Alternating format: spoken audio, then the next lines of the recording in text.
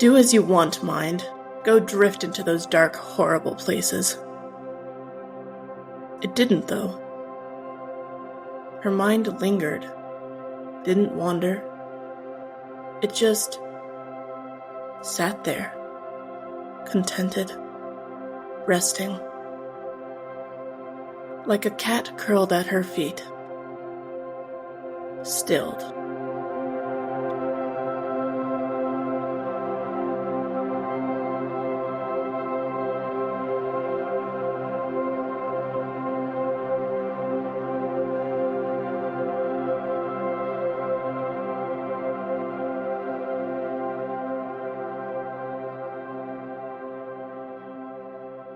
Hi, and welcome to Twin Flames Between Worlds podcast. My name is Tabitha. And I'm Liesl. Hi, and welcome to our 10th episode of A Court of Silver Flames by Sarah J. Maas. Ooh. Wow, welcome back to actual deep dive land. I know it was weird doing the mid-finale episodes in between. Felt like the end, and then it felt like sort of a finale of sorts, and I was like, no, wait, we have like way more to go into. Yeah. This is not it. And I got a little confused too when I was making the graphics, because when I make the graphics, I don't put like episode 8 and 9 on them. So I'm like, okay, so that means our graphics are going to be like, it's going to go from 7 to 10. How did that happen? Well, but welcome to our deep dive this time of chapters 38 through the end of 42. And okay, just so much happens like in such a little time as soon as you get past chapter 37 that I forgot how much happens in these chapters, and I'm the one who made the outline. So like, yeah, you made this decision. I feel like I surprised myself with this. So we might as well get started. But before we do that, explicit warning for also, I mean, just for the rest of Silver Flame, honestly, now that they've had their first sex scene, it's... And if you've been with us for this long, you know that we're explicit anyway. But... yeah, but you know it's going to get worse.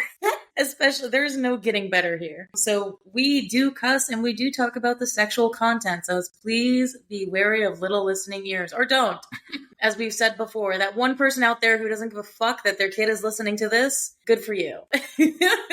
But let's just get started. So previously on A Court of Silver Flames, there was so much in the last few sections of chapter that we did that it's like, how do I give it in a brief summary? So we had the after the nightmare scene. They have this very romantic waking up. And then it very quickly goes into Nesta having to scry for the Dread Trove item. But specifically, the mask pops up. Mm-hmm. And while all that is happening, the under the table dick sucking scene is in there, just thrown in like, of course. You don't think anything I don't think anything can top that scene with just how, I mean, honestly, the sex scene this time I think will top the last one. If I'm going to be honest, I think this one tops the last one. Interesting. And I will give my thoughts why. But then obviously we get the scrying scene itself. And then it's the whole Urid scene where we go into the bog and Azrael almost gets shot down and killed again. What is it with him getting shot down? People just like his wings, Lisa.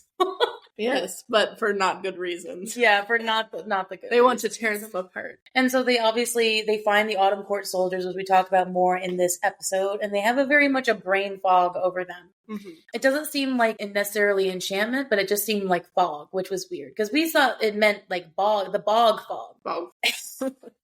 Which, I mean, would make sense. Yeah. And then, of course, Nesta has, since I'm doing more, like, D&D surfing as of late, she gets a literal crit nat 1 by running into the Kelpie.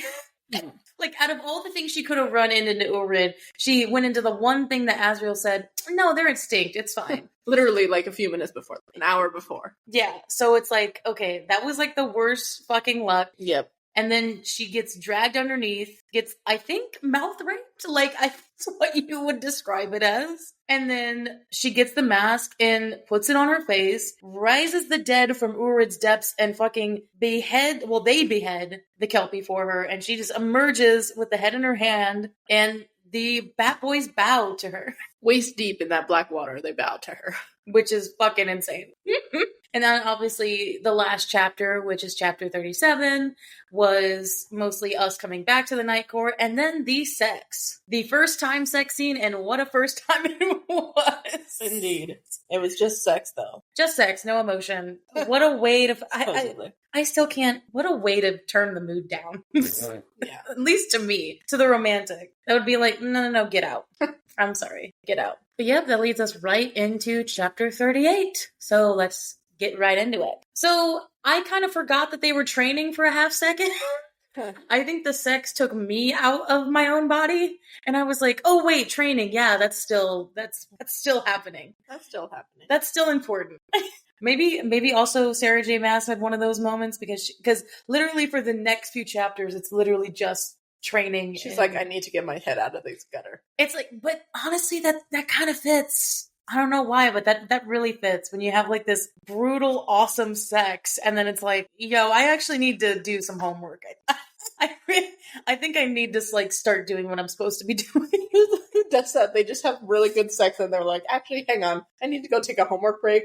What? Me, of course. You are not going to stop sex just to go do some homework. I don't care how much of a student you were, how much of a good student you were, you're not going to. Only for Cassian. For any other Joe Schmo, I would totally do that. And that would be the end of your sex for that night. It's actually, babe, I need to go do this calculus homework. I'm sorry. But if it was Cassian, no way. No way. But so I just love how it starts the next day, like Emery being, you took him to bed, didn't you? Like, wow, I forgot that they can also smell it on you.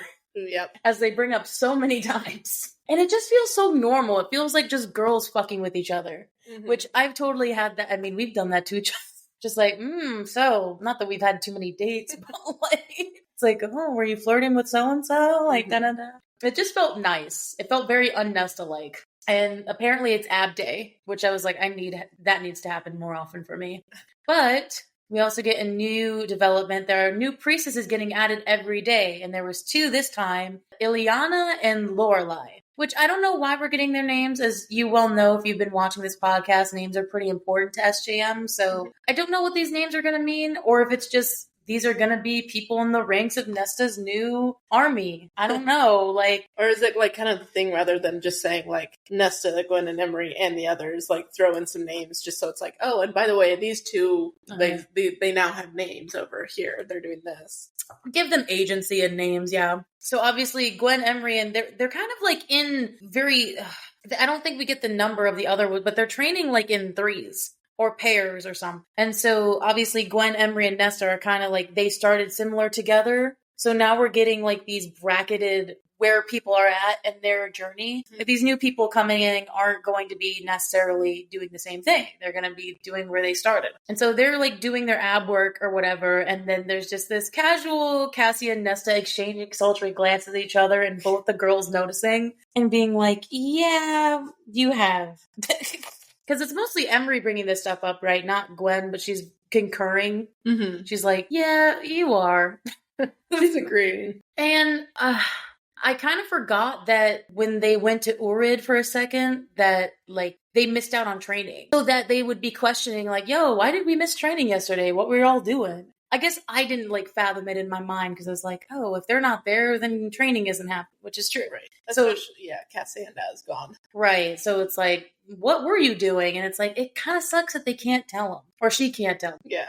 First, I don't think they're close enough yet. But second of all, I don't think Nesta would give a shit if it was like a keep it secret. If she trusts them enough, I think she'll tell them. I don't think that will be in her way at all. I also really liked, I don't know, there was part of this section when I was reading it that I really loved that it's like, Nesta for the first time is having girls to talk to about just normal everyday shit. Like, how was it?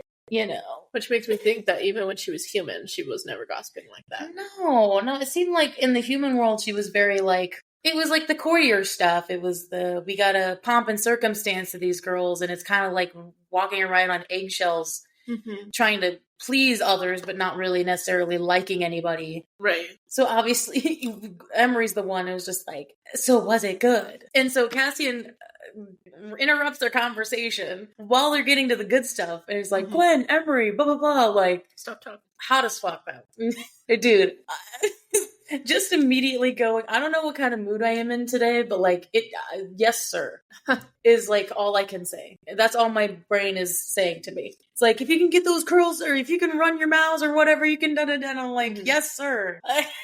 Like, if you talk to her about it, she'll run away and never want to do it with me again. If you talk about it, she's gonna get so embarrassed. No, don't do this. Don't do that. I want more sex. I think you bring up a good point, though. I think it was partially to save her from answering. It was like, he heard... And he doesn't want to hear the answer of, like, was it good? And then him, because they're both, as we get into it, they're both uncertain. Yeah. They're both uncertain about if the other enjoyed it. And it's like, you dumb fucks. This is what happens when you don't communicate. Or when you do communicate, it's stupid. Or it's like, maybe she regrets it. Maybe he didn't like it. It's like, you guys did. Stop. We enjoyed it. Everyone enjoyed it. So, obviously, Gwen, I appreciate Gwen being as kind of the friend who, I mean, Emery seems like the more romantic of the two of them, which I understand why Gwen isn't. In more ways than one, but it's like she generally kind of steers the conversation away. Like, it's like, okay, I see you're getting uncomfortable and we got yelled at, so like she is a follower like that. Yeah, I think Meryl kind of like, whether she beat that into her or whatever, like it's, you follow the rules. Right. She seems like a rule follower. So it's like, oh, do you guys, so she's talking about this part of the book that she had to write for Meryl, and it's about mind stilling, which is one of Liesl's favorite things about this book, and that it's a Valkyrie technique that they used, which is, I love the little culture sharing that's going on here. Because remember, like, the book that Meryl's writing is interesting, but it's almost like they're starting to adapt these things into their life not just because they're like, we want to be Valkyries. It's like, the Valkyries were strong women. They're like accidentaling themselves into being Valkyrie without being like, I want to be a Valkyrie and I want to do this. It's like, they like the idea of the mind stilling and they think it's interesting and that it would help them. So it's not like they're doing it just to be that. It's like, it's a cause and effect. Things are going on here. Yeah. So unlike the Illyrians, who constantly use their heightened emotions in battle, which we have seen, the Valkyries use the breathing techniques to ease themselves into a state of calm before fighting. Because the Valkyries believe that if you had emotions into a fight, it would steer and you would lose. That's kind of what Azrael does before his torture sessions. How do you know that?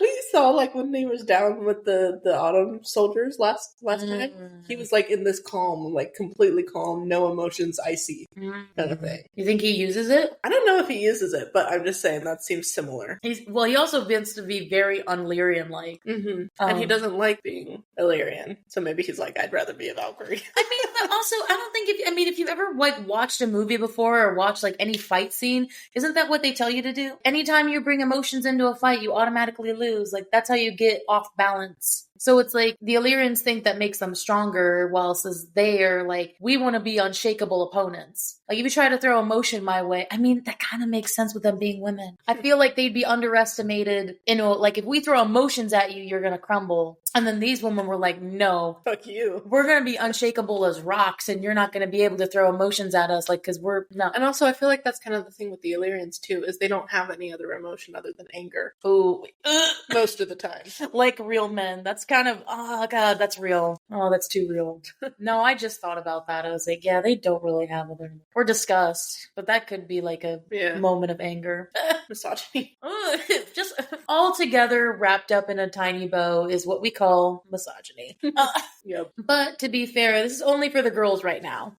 Gwen is going to get them copies of the text so that they can, like, do the technique. But we're only keeping this between us girls. We don't want the guys.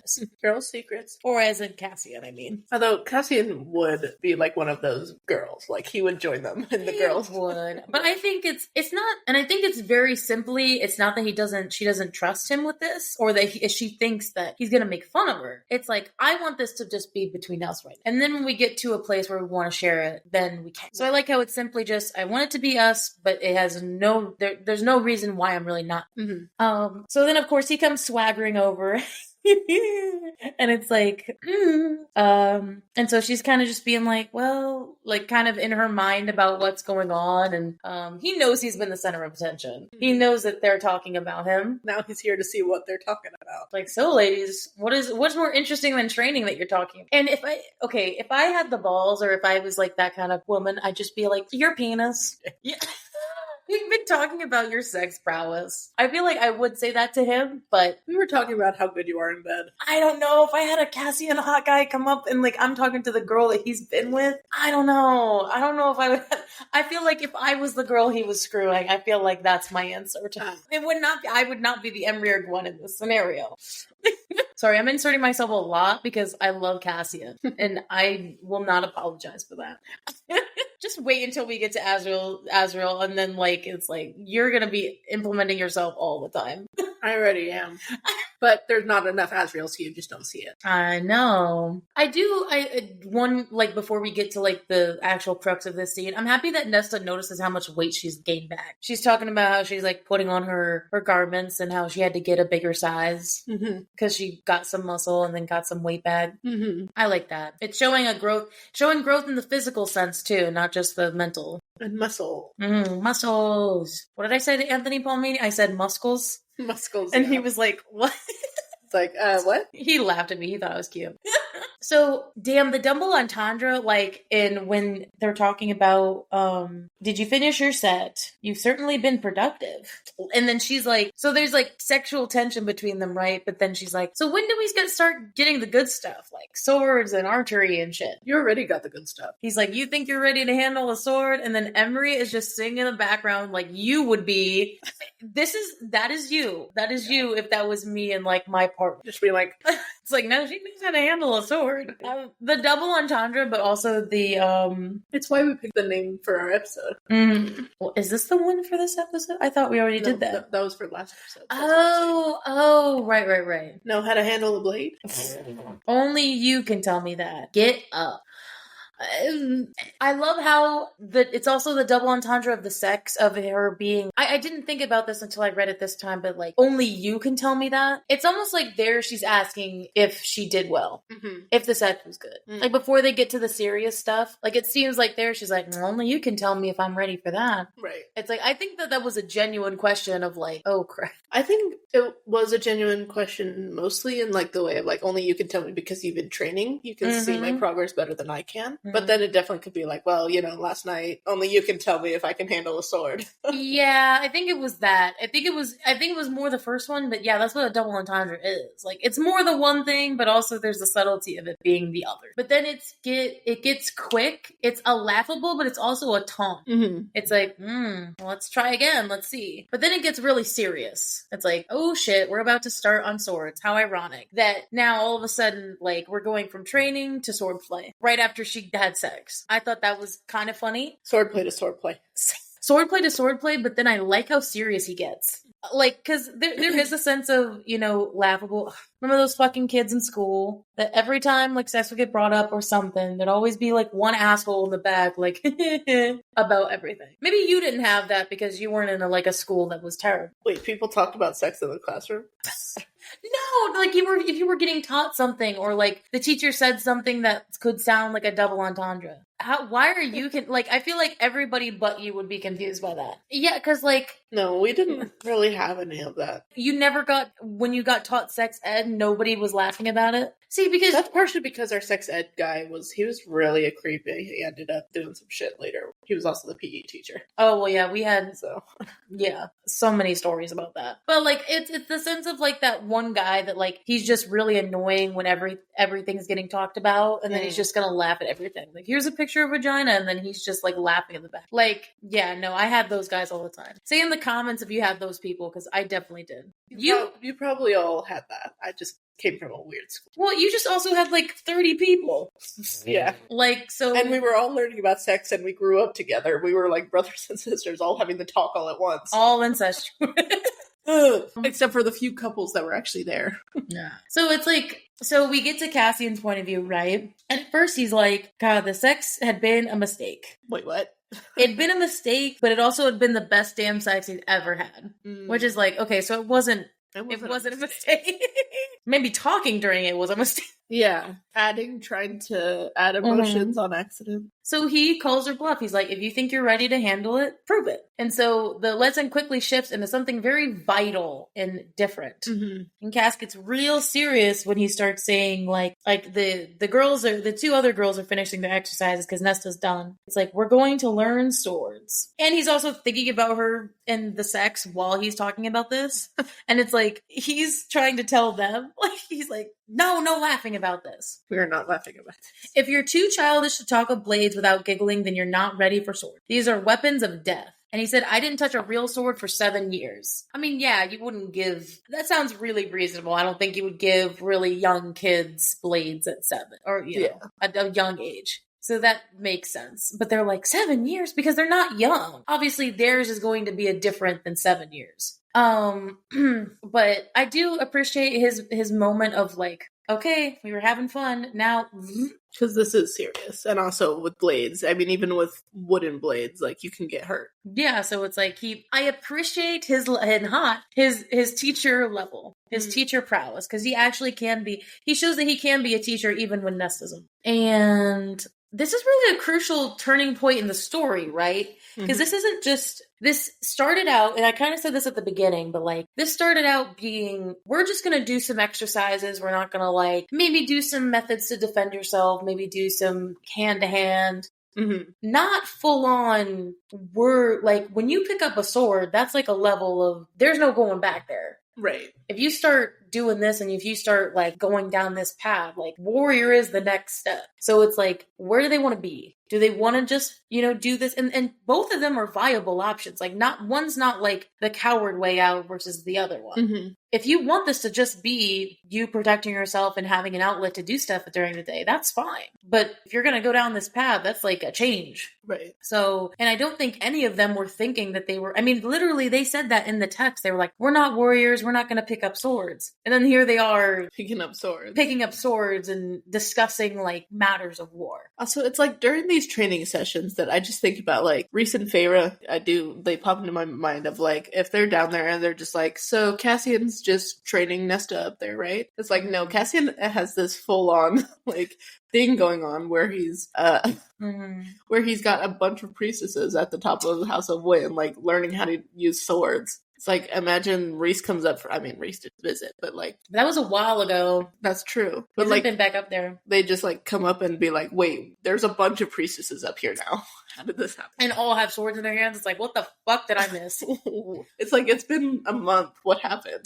Well, it's kind of that self-fulfilling prophecy, right? Because Cassian always talked about that. He wanted to have Illyrian females. But now he has females anyway. He wanted to train females, and it's like, they might not be Illyrians, but this is well, yeah. I think this is kind of fulfilling the mission that he wants, and this is helping him start it. Right. Because if there's like this new, and Nesta brings it up later, but if like there's this new, battalion in the Night Court that's women, how many other people are going to be, game to join? Right. Because they didn't have one before. Like the things that we got brought up before with those dozen females doing stuff in the ring at Devlin's camp, that wasn't like a good environment for it to manifest. So if they have an environment like this, maybe the Illyrian females will be more willing. And it makes me think, small tangent related to that, is like when my younger brother wanted to make a boys volleyball team at our high school. Hell yeah. And it's like, and by doing that, like he started off by being the manager of the girls team and continued, he helped out at practice and all that. But then he's like, you know what? I want to have a boys team. And then he started asking around and a lot of his friends were just like, oh, okay, that sounds cool.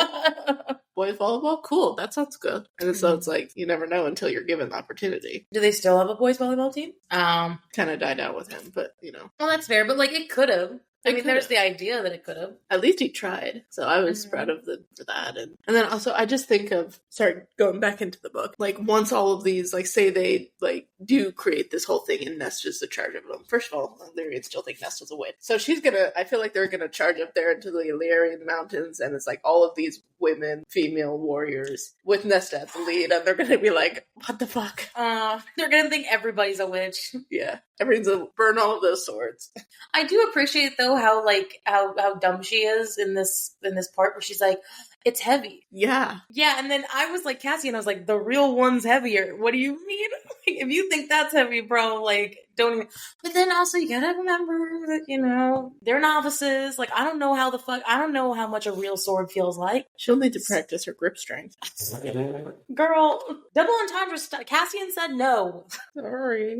I'm not actually sorry. Listen to my sir. No, he's your sir. I don't take orders from Cassian. That's your job. God damn. Though he did say, he's like, double hand it and then put it up towards the shaft. I'm like, okay, bro, that one's really hard when we know, like, your guys' relationship. They're doing that on purpose. Emery's just cackling and, well, not cackling, trying not to laugh. And then Cassian's like, okay, that one was pretty.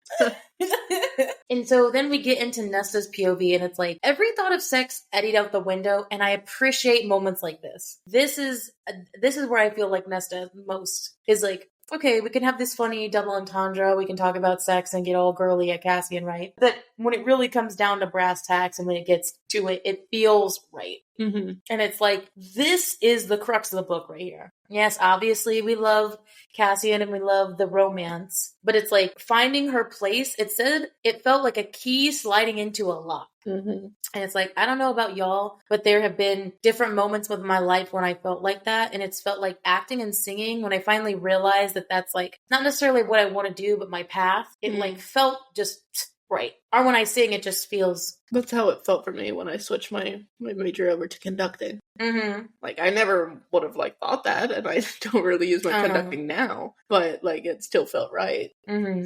So it's like, I like how she's, you know, learning these different cuts, these blocks. Apparently there's, like, an 8-pointed, which I'm definitely going to bring that up later, because I was like, I mean, their tattoo is an 8-pointed star. That's what I'm saying.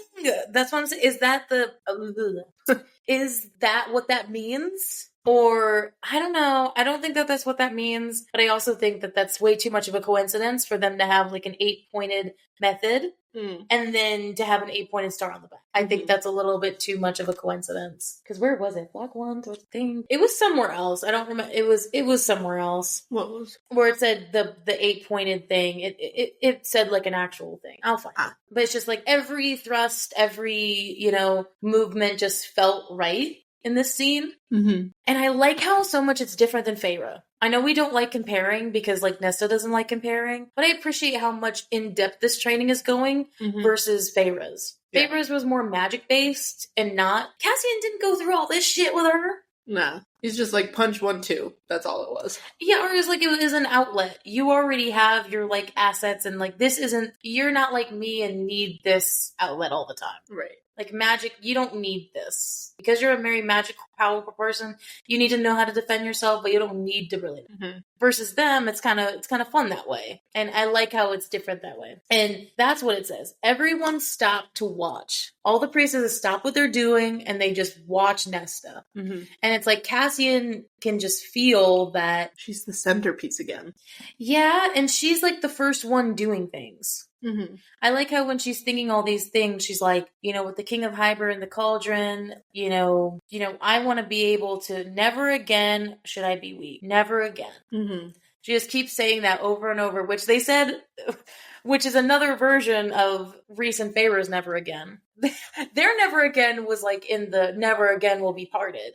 Yeah. Versus this is a bit more meaningful. Mm-hmm. Well, there was meaningful too, just in the romantic sense. And then the girls come up to join her. Mm-hmm. Gwen and Emery start to get, because, you know, they're the first people that started, so obviously they're the ones that are next for the swords. Which is also like, Nesta is their leader at this point. Mm-hmm. Like, she was the one that started training. She was the one that had put up the sign-up sheet. And then she was working with Gwen and Emery. And then, so she's basically, like, at the head of it. Then it's Gwen and Emery. And then, you know, it keeps going down. Yeah. And so, I like how meaningful that thing was. Because mainly that crux of that scene is them this book transitioning into them becoming warriors. Like, this is for real. So it said something about, like, as everyone looked, like, no fear shone in their eyes, as if they, too, thought those words of never again. Yeah. It's like, yeah, the priestesses, they all went through something. Dude, could you imagine if all these priestesses in this mountain are just badass fucking warriors? That would be dope as fuck. I'm already invested. It's like, it's a mountain of Valkyries.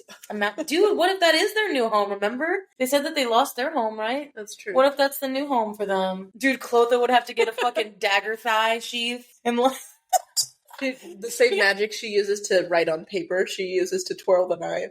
God, could you imagine Clotho having a dagger knife sheath on her thigh would be fucking wild. As she just calmly, like, teases people and, like, is at the front being, like, the secretary type thing. But she's like, haha, but then pulls it out. And then, obviously, as we move into chapter 39, she says, the raging fire remained. Like, something that this is a little bit different than some of the other times was that this time when she's holding the sword and all this stuff, like, remember before, like, let's go back all the way to the first training scene. Mm-hmm. When she described it, it was like, okay, after training, it died down a little bit. Okay, I did it. I did what I needed to do. And then, like, the passion or whatever kind of dulled. Mm-hmm. This is the 3-day fucking adventure tour of her just being like, no, this is continuing. Mm-hmm. This fire, this passion, this purpose, let's say, is never ending. Mm-hmm. And she's going down the steps again. And she's like, never again. I love this phrase in this meeting. Again, I'm not trying to compare it to Reese and Feyre, but I feel like we can all relate to that, like, I don't want to say a feeling of regret. This feeling of, I don't want this to happen. Mm-hmm. Not like this, you know? So, and I love how I appreciate that she said, like, what changed in me? Because she said, with Thomas, she fought, but with the Kelpie, she didn't. It's like, why did I fight then and not now? It's like, I do feel bad though. She's like, it was unacceptable to be so weak. And I'm like, okay, I think Thomas versus a Kelpie, you kind of got to give yourself some fucking leg room there because one is definitely worse than the other. Like, sorry, I was gonna say, I'll say that in the graphic audio section. One is more dangerous than the other is what I'm saying. Yeah. One was a human, one was a mythical creature thought to be dead. Thought to be fucking extinct. So, give yourself some room, girl. Like, Nesta reached 6,000 steps. Jesus. Hell yeah, that's halfway down. Dude, that's like only 4,000 away, bro. How long did that take? Like, I'm thinking like she's been up there for like, what, a month? 2 months? Well, sorry, I meant like, how long would it take to go down 6,000 steps? Like, in hours? Just, yeah. And then coming back up, that's 12,000 steps. Oh my god, that is so... If she can do 12,000 steps, she can go down. She 10, can do the full 10,000, yeah, at this. So then we transition into the next training day. And apparently it's autumn. Autumn rain. So it starts like raining for 3 days straight, which is like Liesl's dream. Now that we live out here. Where there is no rain. It rained yesterday morning. It was nice. It did. I saw that. And the priestesses, she'll show up for practice. I could just imagine, I mean, this isn't happening, but I can imagine them all coming in like an overcoat and then still coming for I mean, the robes are kind of like overcoat. Yeah, having all their hoods up but still showing up. And it's just, the 3 girls are in the middle of them. Like, and it's just, I could just picture it. It's a very like visual movie-esque moment of Cassian just looking at these women and being like, so still determined. And Cassian's like, wow, I'm impressed. They're actually all here. Mm-hmm. In the center of the group stood Nesta, her eyes already focused. And they keep bringing up, well, I didn't seek her out last night because I'm insecure. And the sex had been good. She'd consume me if I went back, so let's not. I don't think that's a good decision, but okay. And there were 3 new priestesses that day. And that's 11 in total. There's so many. That is so many compared to what she thought. Mm-hmm. So many compared to what I thought. Also, lol, the subtle dig of Cassian saying he had to stay at the river house the night after the sex scene. Where he's like, no, I had to stay at Feyre's place to take and I legit, because I would have to like go to her. Sorry, I just imagine Cassian like knocking on her door. I mean, they don't knock, but you know, like knocking on her door, be like, I had sex with your sister. I need to stay. It's like, so, tension is high up there. Can I stay here tonight? I mean, I'll just be in my room and I won't bother you. Oh, and Gwen is now wearing Illyrian leathers. That's a big step. Yeah, goodbye robes and hello pants.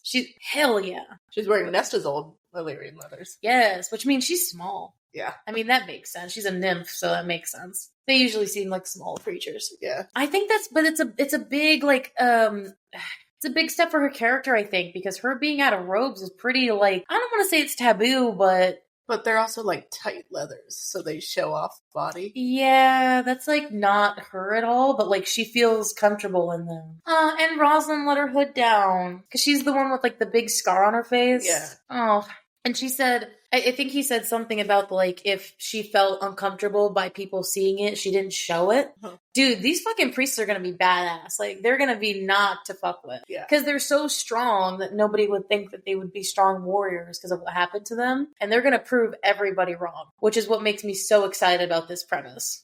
And all this change is happening on a rainy day. It is. I feel like the most productive things happen on a rainy day. That's true. And at the end of Cassian's perspective, he's like, I think we need to add a new tutor. And no, dude, I literally put Liesl is dead. Yes. I put Liesl is dead in my note. Azriel is the new tutor who's taking time out of his precious schedule Okay, first time I read this, like, I was excited. But also I was just like, wait, but like, Azriel as a teacher, I don't see it really. No? No. Like a bunch of people? I think just in general, in the way of like, Cassian seems more approachable in that aspect of like, he seems like he's a teacher, he's willing to like sit down and work with someone. While with Azriel, he seems not impatient, but like, he is so busy with all of his spy work that it seems like he wouldn't take time out of his day. But like, I can also imagine the conversation of like Cassian going to Azriel and just being like, hey, so there's 11 whole girls. Or like there's 11 entire females. I don't know. Something like that. And like, I mean, and I'm working with these 3, like, because they're more advanced, but we keep getting these new ones. Do you want to come help me? And Azriel's like, huh. Because I would have thought it'd be the reverse, where Azriel would have taught the people who knew more. Yeah, that's like, I think that's what I would think, because Cassian does like scream like beginner teacher, like drill sergeant working with the rookies. I'm like that it changed our expectation, because I think we're right in that assessment of him, but I think out of all the people that he'd be willing to do this for, it would be the priest. It would be women that, I mean, remember the White Knight syndrome we talked about? Like, yes. This, again, I don't want him to just put him in that corner and be like, oh, they're women he wants to help. Not in a demeaning way. But I feel like out of all the people who we think would be worthy to be kind of patient with, especially like with our theories of like his mother, of course, then it's like he would want to teach women how to fight. Because I think he would have the same reason as Cass would in teaching them. So I'm glad it changed our expectations of what we thought, but I do agree with you that I don't think normally, with men, of course not. Any Illyrians, he'd fuck off with them. But like, not even just Illyrians, but I feel like even just any other normal male warriors, I feel like he wouldn't give the time of day to. Dude, this was fucking buck wild, I'm gonna tell you what. The females were hesitant around him because he was new, right? But so Azriel kept so quiet that they quickly relaxed around him. I think you're right about that, but I think because of how he is, because of how not talkative he is, I feel like they would be relaxed by that more than Cassian would. I feel like Cassian, they needed that initial, what is it? Like the stuff would happen with Nesta in the bottom where he showed that they were respectful. Because he seems like the type of himbo guy that would be disrespectful. Yeah, so it's like, I feel like Azriel right off the bat seems more approachable in that way. Of like, he's not excitable. He's there to do his job, but that, like, he's not making comments really, or like any like misogynistic thing like that. Yes. And right off the bat, immediately, as soon as I read this, I fucking highlighted it. Gwen had been distracted today. One eye on the other side of the ring. Cassie could only assume she was watching his brother. And I was thinking to myself, well, okay, he kind of goes into his assumptions why, but I'm also like, Gwen being distracted by a guy. I mean, valid. I'm with you, Gwen. I'd be distracted too. God, could you imagine he showed up to fucking train and you'd be like...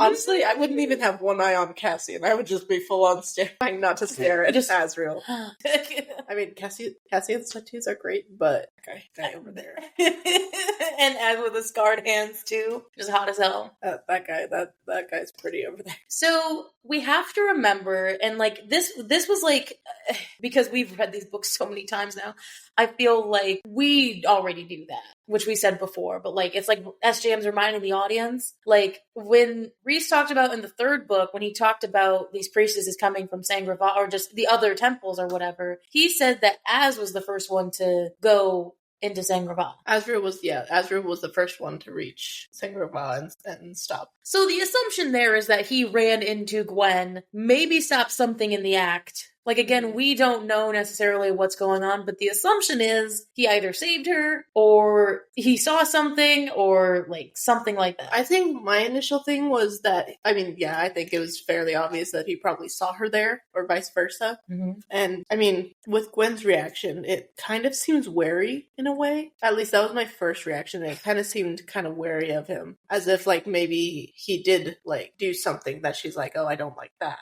Or he did save her. So it could have been like that. But either way, it's like he was there on the day that I was attacked, basically. I guess my two things were like going into maybe deeper, like what you were saying. I feel like my first either two reactions was he like killed so many fucking people and went into that like calm state that she witnessed that it was kind of like, okay, I saw this man like literally tear down people. Maybe steer clear a little bit. Right. Or in the really fucked up sense of like, this man has saw me like naked. And in like the sense of like in the moment of maybe getting assaulted, I could totally see her being wary and embarrassed by that. Of being like, this man saw me in a compromising position. Yes, he saved me. Because if it was just him saving her and like she didn't see anything else, I don't think she would be very wary of him. I think it's one of those two things. It's either you saw me in a compromising position or I literally saw you tear down people. Right. Or all of the above. Or it could have been both. Yeah, hell, it could have been both. So, but I will say, Gwen, apparently she gave him a small smile of greeting. Or no, he gave her a small smile of greeting, and she hadn't returned it. Mm-hmm. And then Cassian kind of beats himself up. He's like, shit, I should have asked her. Specifically her, because she saw him and knows him. I mean, she doesn't see him like that upset by his presence. I think it more has to do with also like it's also him. Also, she got a small smile from him. Like his smiles are so rare. You're so mad. She got a smile from him. No other of those priestesses did. Yeah, no one else did, and also his small smiles are so rare. I know. And yet he gave one to her. I feel like that probably was like him, like maybe remembering her, maybe, and then like also being like, "Hi, it's good to see you here. I hope this doesn't be too awkward for you." Him also trying to be like welcoming, like in his own way. Honestly, it's almost a little unnerving. It's like. I could, dude, but the whole fucking plain ass face of her just being like, oh my god, it's you. Yeah, maybe she was just in shock. I think so. Seeing him brought back memories, maybe. But she only glanced at him every now and then, but I'm like, oh god. This is a romance. I smell romance. Yes. And I smelled it here too, so like, that's all I'm saying. Mm-hmm. So in the meantime, Cassian's teaching these girls about pressure points, and Nesta's literally about to do it, and he's like, It's like, because he was like talking while like just her hand was on his throat. Because he wanted to touch her. And like, it was just there, and then he just got going off, just talking, and then like her fingers like twitched, and he's like, that. Nuh-uh. Grabs her wrist. Damn it. She smirks knowing she was caught. She's like, oops. The sexual double entendre of like, they do not give a fuck if they're caught. Honestly.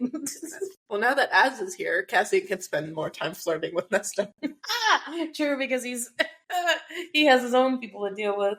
It's interesting to see how he teaches them. If it's the same way, or if they're going to be taught something different. Because I don't think Cassian and Az are going to teach them the same. So then, of course, we get into Nesta's POV after it kind of, even though I know how we're going through this, like in the course of events in the book that we're going through them, like it seems like it's going fast. It almost seems like Nesta and Gwen kind of do this regularly where they're just sitting down on the couch in the library reading. Seems like a very common occurrence for them. Mm-hmm. And I like how it seems like they do this all. And so they're just down there talking about the mind stilling. And I just love the relationship growing between them, because as they're talking, they're like laughing with each other, like, I could use a nap after today and whatever. And I memorized the steps, so I'll lead you through it. It's like, of course you would, because you would have remembered it anyway. It's like how friends talk to each other, and I don't think I've ever seen Nesta act that way.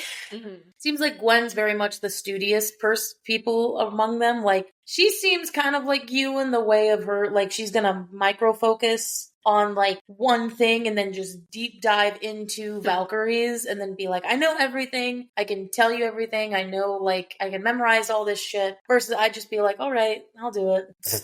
Also, it was funny that she's just like, here, I'll lead us through it. And like, I've memorized it. And it's like, of course you did. Right. It's sweet. Like friends. Right. So Emery obviously is not with them, but she told them the practice as well. And it took the Valkyries a long time to master the technique. Like, it took them a while, it said. I mean, I will go into this, but like, we used to do this all the time in theater, and I had no idea that that's what it was. But like, this is just the way it's called, like, movement theater. I don't want to get like too much into it, but if you want to hear about it, let me know. The breathing is so relatable. The breathing and like this whole scene that we're going to get into is very relatable. And I know you love it so much, so I'll let you have some time on the floor to have your feelings about it. But all I wanted to say about the theater class is that we used to, like, before theater started, we would have 5 to 10 minutes where we were just laying on the floor breathing. We'd be out in starfish position, and then we'd just breathe. And then she'd tell us, like, breathe into the spots that feel achy. If your back aches, feel like you're breathing into it. And not gonna fucking cap with you guys. That sounds so stupid when you say it out loud. Breathe into the space and then it'll feel better. But it actually did.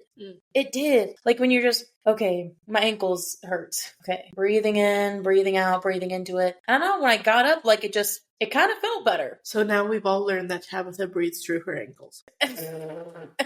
Yes, it was mostly my lower back, but like, sure. And I'm not gonna lie, it's hard to mind still. Because when Nesta is going through this and she's like, okay, that person, like, I hear that person walking by, or who's that, or like, what's this? Like, people find it really hard to just not think about anything. And with doing those exercises every day at school, there would be times when I would just like let my mind do nothing and I wouldn't think. And it seems like so hard to think of somebody now doing it, but for me, it's just kind of second nature now to do it, to just not think about shit. And then I'm just, oh, I'm back. I'm back in reality. I'm just breathing and I'm just feeling and not even anything. But that's all I wanted to say about it. What did you want to say about the mind stilling before I get into more notes about it? Where do I even begin?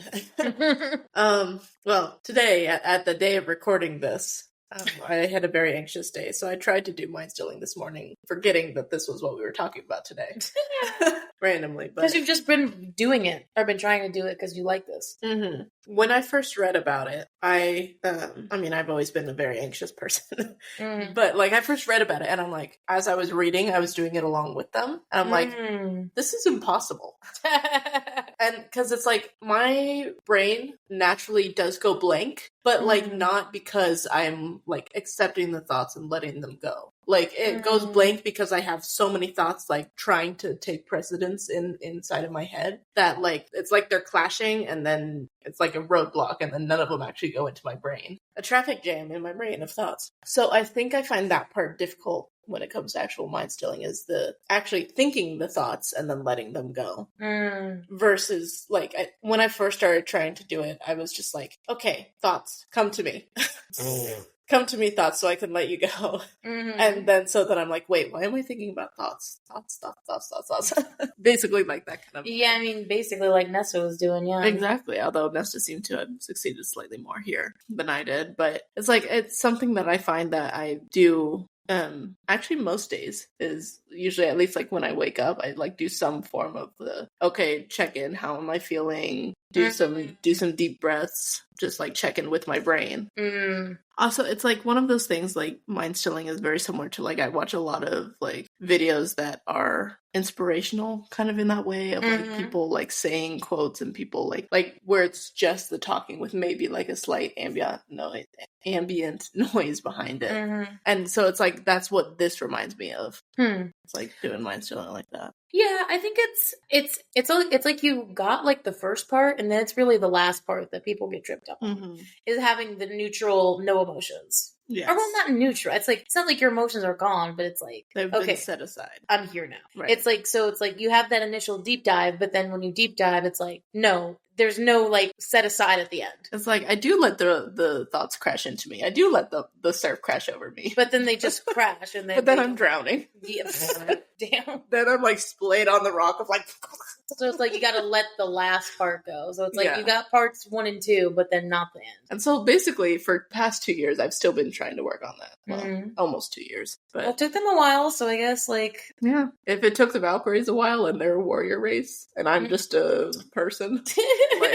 Well, so what's interesting about this breathing is like, obviously there's like a whole step. It's like in count 6 or whatever. Like, she memorizes the whole thing. I think it also is very important that Nesta's not the one reading it. She's just being instructed. Oh, yeah, because she wouldn't be able to, like, read it and then... Yeah. It seems like Gwen is just naturally gifted at this kind of stuff. Yeah.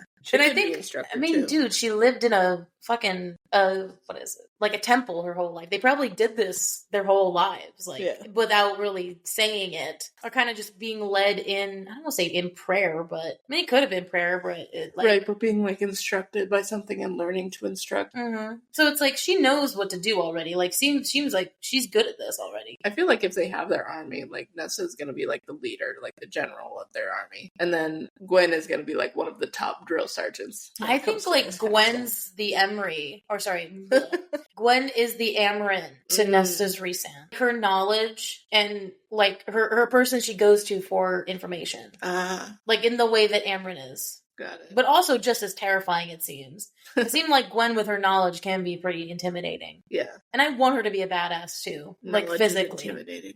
So there's, like, a lot of breathing, and so a lot of it is, like, the first point of it is, as they're going through it, like, I can tell you're overthinking this. It's like 5 breaths, 6 breaths. At first, it's about, like, how many spots in the body are aching. Mm-hmm. It's like, tell that. See where those parts are and just acknowledge them. Know where you are. Because sometimes it feels weird, but when you think about it and you're actually, like, you take a minute to just, oh, actually, my lower back is, like, aching a little bit. Like, most humans don't take, like, a minute to be like, actually, yo, my neck is aching. Mm-hmm. Maybe I sat on it wrong last night. If you acknowledge it and sit up maybe correctly, it'll feel a little better. And then the second part of that was, how are you feeling? And it's like, Nesta didn't like that second part. I don't want to know about how I'm feeling. That's a question I do not want to answer. And I appreciated, which was going to be one of our other, Liesl was going to say this quote as well. Now we're going to work on focused breathing. In through the nose, out through the mouth. Do 10 of them, then start over. If a thought pops up, acknowledge it and send it on its way. Tell yourself, I am the rock against which the surf crashes. I love that. And I love that it's in italics. So I'm going to assume that that's, like, actual per text, what, like, the Valkyrie said. Because it kind of seems so. Because why would it also... I think it's in italics because it's important. Because it's going to be brought up more times, I think. Probably. But I also think it seems like it was per-written. And humans can't do that either. Like we were just talking about with you, as the guinea pig of this mind-stilling exercise, is being like, how do I feel actually? Oh, I'm anxious. Okay, why is that? All right. Well, actually, you don't go into it. It's not you trying to figure out why. It's, okay, I'm anxious. Move on. Okay, move on. Or I'm upset or sad. Okay. And that's very difficult for people to do. Mm-hmm. I do remember there was one time that I nailed it right on the head, where I was like, I just breathed in, out, and I don't remember a thing. It was like I was pissed about something or not, and then I went pissed. And then I, like, realized I did it, and I kind of got a little happy, and then I got a look from my instructor being like, but no, you're not supposed to out audibly. Like, oh, I'm sorry. So, acknowledge but move on. So, as she's going into this with her thoughts, right? What are her thoughts? The first thing that pops into her mind, what would Elaine think of Nesta's friend? I can answer that. Jealous. Nesta, you should not be searching for validation from her. But it's like, it's interesting that that's the first question she asks. Yeah. Like, in this moment that she's thinking this, like, why is she thinking about how Elaine would react? Mm-hmm. And so, every time she tries to wander, it's like, you know, I acknowledge this about my sister, I'm letting it go. Before Elaine had chosen Feyre, before Amren had chosen Feyre, okay, I acknowledge... Mm-hmm. Which is still stupid. Every time she says that, I still think that's dumb. Mm-hmm. When Amren chose, well, technically, Feyre is their High Lord lady, right? But also, Elaine didn't like choose. Yeah. Well, I don't know. I think that that's a very pessimistic way of looking at that. Mm-hmm. I don't think that that's very neutral. You also just don't like Elaine, so that's fair. And then it was the quote that you had of her getting like, okay, do these 10 breaths, and you have to restart if your mind thinks of something, mm-hmm. and then just let your mind sit, not thinking about anything. And that's where like people get tripped up, because everybody wants to be thinking about something or constantly. And also, like, knowing me, I would do similar as what Nesta's doing of like, wait, that was breath 5. Wait, no, 6. Or had it only been 3? And it's like, then I would start focusing on that. And it's like, it's so hard for me to focus. Not even, I don't think it's just my ADHD, because my ADHD is fairly mild compared to some cases. But it's like, focus. What is focus? And then I start thinking about focus. And then it's like, just switching like that. And it's like, I have too many thoughts and none of them want to settle. Or maybe all of them want to settle, but then I don't know what to do with myself after that. I think I get a little anxious when things get silent. I get really anxious when it's silent, and I'm not with anybody. I wish, just one thing that I would wish for is that when I was younger, I used to be able to zone out completely without thinking of anything. Maybe that was before anxiety became a thing. But now, whenever I'm quote unquote zoning out, that's typically my mind is racing so much that I have an active thought in my mind that's making me anxious. Or my mind is, like I was explaining, there's too many thoughts, so there's not one that I can focus on. And so I zone out like that, but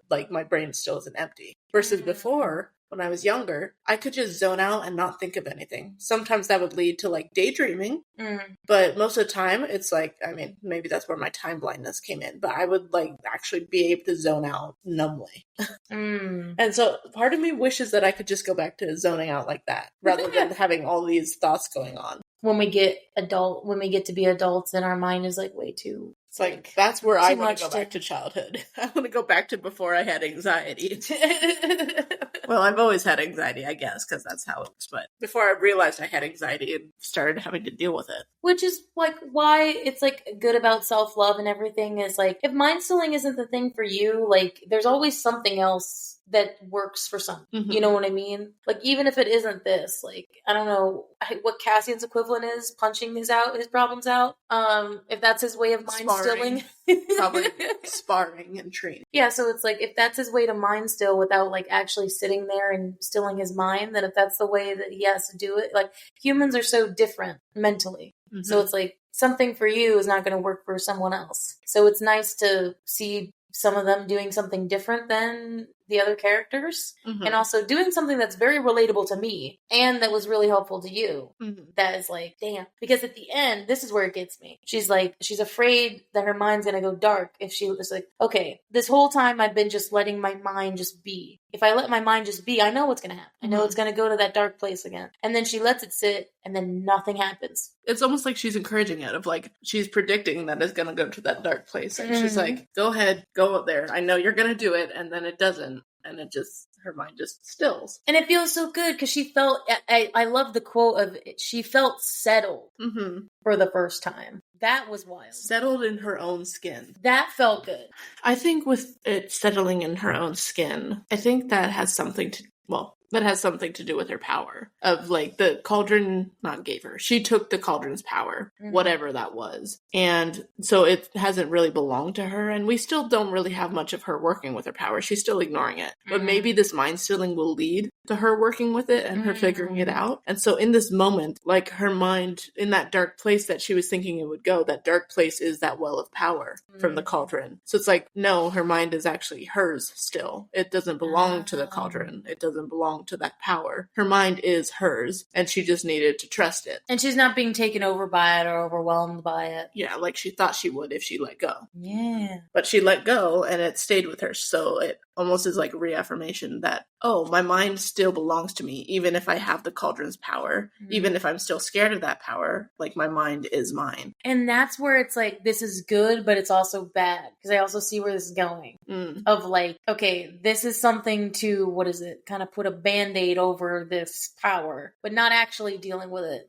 It's the mind stealing is good, and it works to get to that place where you can actually look at something objectively or look at something without getting overwhelmed. But also she's not doing the next step of that, which is actually acknowledging the power and dealing with it. So I see where this is going. This little band-aid over the problem, and then it's going to explode again, and then she's going to have to come back. It's going to be a re-addiction. It's a sweet little itty-bitty band-aid over a giant-ass chasm. It's I've read a book before, and I know that it's going to get worse before it gets better. We're not even in the last 100 pages yet. So I'm just on kind of the edge of my seat. Mm-hmm. I'm glad she's doing this, but I'm also very anxious. Right. Because I'm like, when is this going to pop out? At a really bad moment. Right. But anyway, that's not yet. So then we get to chapter 40. It's Cassian's POV. I appreciate how he keeps talking about how it keeps raining and the girls keep showing up. It's like, of course these lovely ladies are going to keep showing up. If they showed up the first day, they're going to show up the second, and the third, and the fourth. But why not, you know? This was badass. And I know, like, it's not until, like, the last chapter we get into where we really get the aftermath of this. Mm-hmm. But originally, I was like, this is what makes me love Cassian as a character. And this is what makes it feel like it's different fundamentally than Favor's training. It's like she's getting the Cassian equivalent of his upbringing into being a warrior. Mm-hmm. He's like, Cass takes Nesta to this very out western edge of Valaris, this little village on the western coast, to this blacksmith that he gets his weapons from, his non-Illyrian weapon. Because obviously he's like, we can't take her to the Illyrian mountains to get a weapon because they will freak out. Right. And they'll be like, burn it. He's like, but well, they're not even gonna make a weapon for her anyway. That's true. You know, I actually thought he was going to make a weapon. You know how they do in those movies when you get, it's like those very fantasy-esque movies where it's like you need to make your own weapon. Mm-hmm. This is what I thought was gonna happen, but then it didn't, and I was like, and then chapter 42 came back, and I was like, oh shit, well maybe. So I thought it was like that scene, and so I don't know why I was thinking of like how to train your dragon. I don't know why I was thinking about that. Maybe because it's Hiccup's like a blacksmith apprentice. Yeah. I don't know, but that's what I was thinking. So he invited everyone down to this village, but obviously Emery had to go back to her shop, and the priestesses, albeit they're getting more comfortable being outside, they don't want to leave the mountain. Of course. Which is fair. Like, and obviously go to this kind of crusty old man who's in the mountains. Like, I can understand why not. Right. But Cassian wants to show Nesta how swords are made. He wants to give her, like, a tutorial. Like, he doesn't want her to just, know and how to use a weapon. She wants to see the artistry and the process that it took to go into making the weapon. He wants her to understand the weapon. Yeah, and, like, when you see it get made, you're just like, shit, I know I'm using this, but also, like, it took a lot for somebody to make this. Yeah. So I thought that was badass, too. And also, Cassian made me hotter even more. When you do shit like this, where it's, like, passionately, like, smart intelligence, get in bed and take your pants off. Show me that sword. I want to be reforged, baby.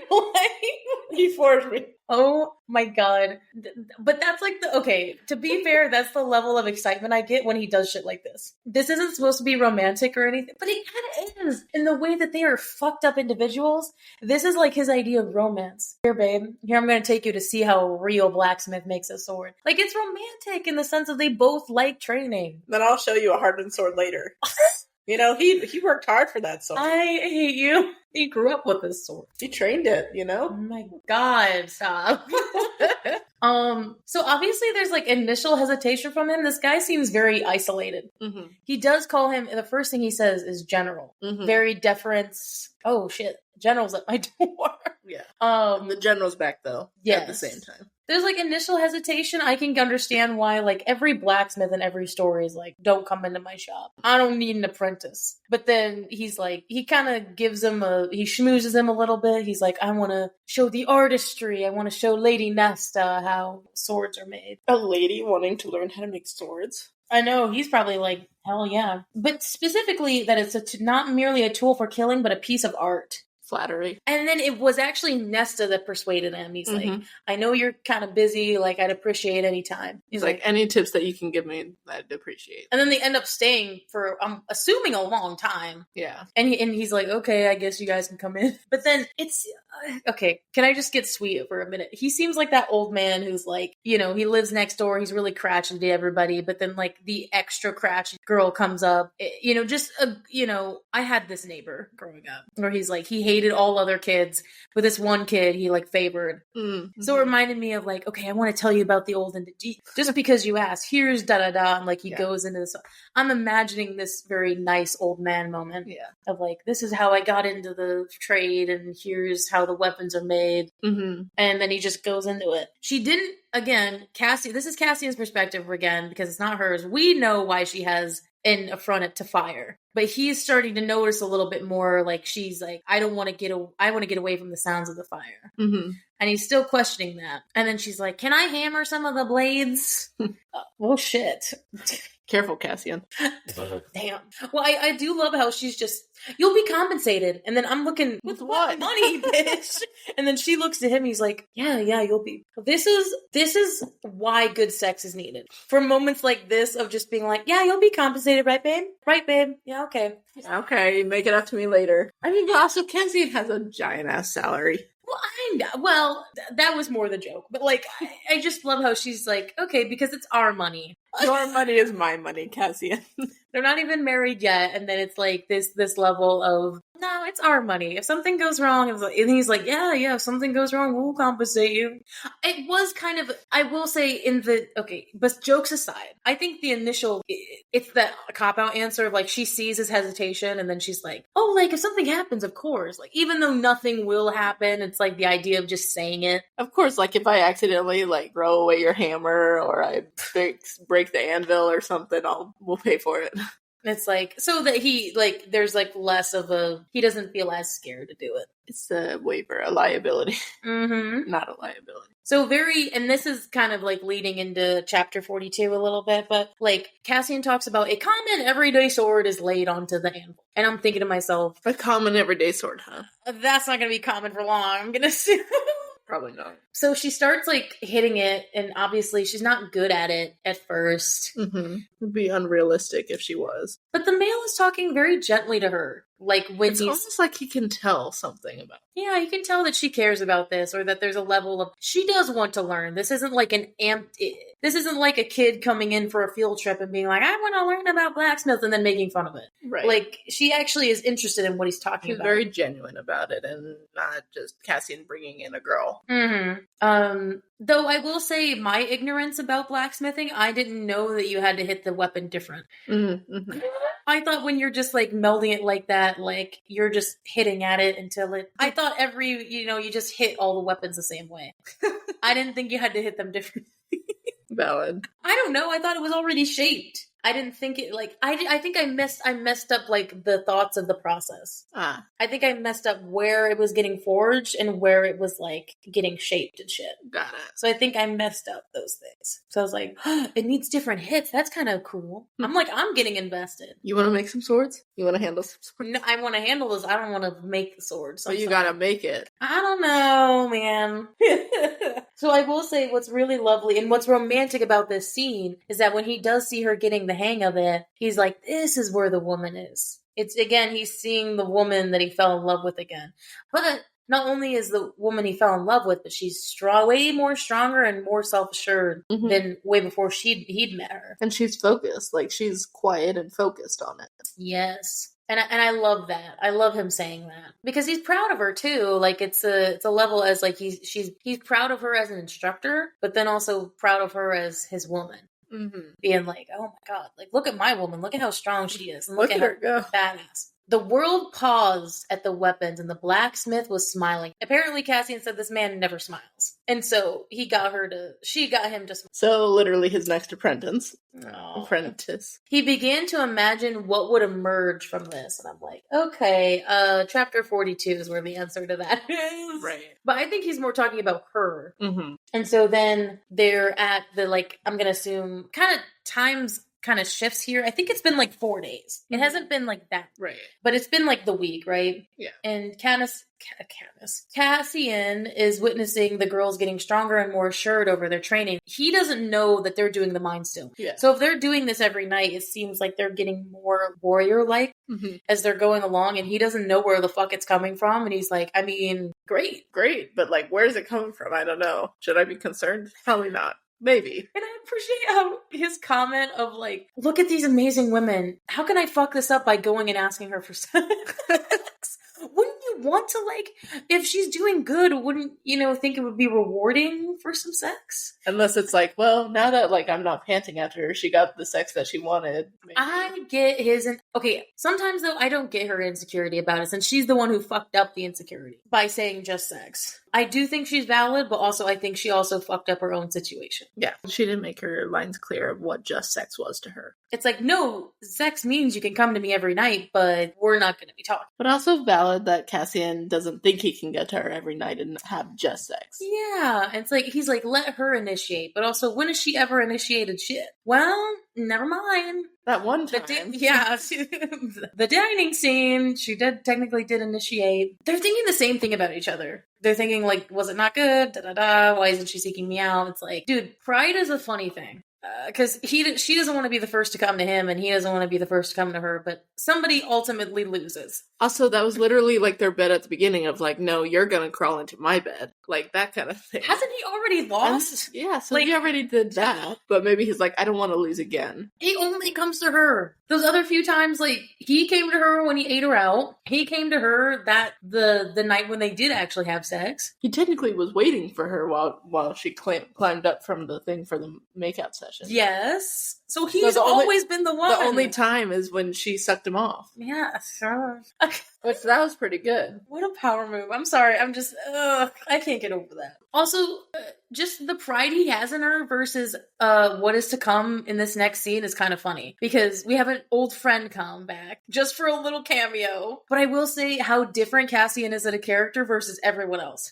Everyone else is so scared of this chick, and she's just sitting there fucking hitting at the wood, this like practice wood setup. Yeah. And, you know, he's so proud of his woman while everyone else is fucking terrified of her. Mm-hmm. And I think God, that hits too close to home. Cassian, like, turns to the side. He's like, wait, there's something wrong with that image? Oh, God, you can't understand in an audience. I don't know if anyone else has dealt with this, but it's just, I constantly bring it up. It's someone not being scared of, like, a confident woman is my constant battle in life. Everyone's scared of you, it seems. Yeah, and I just...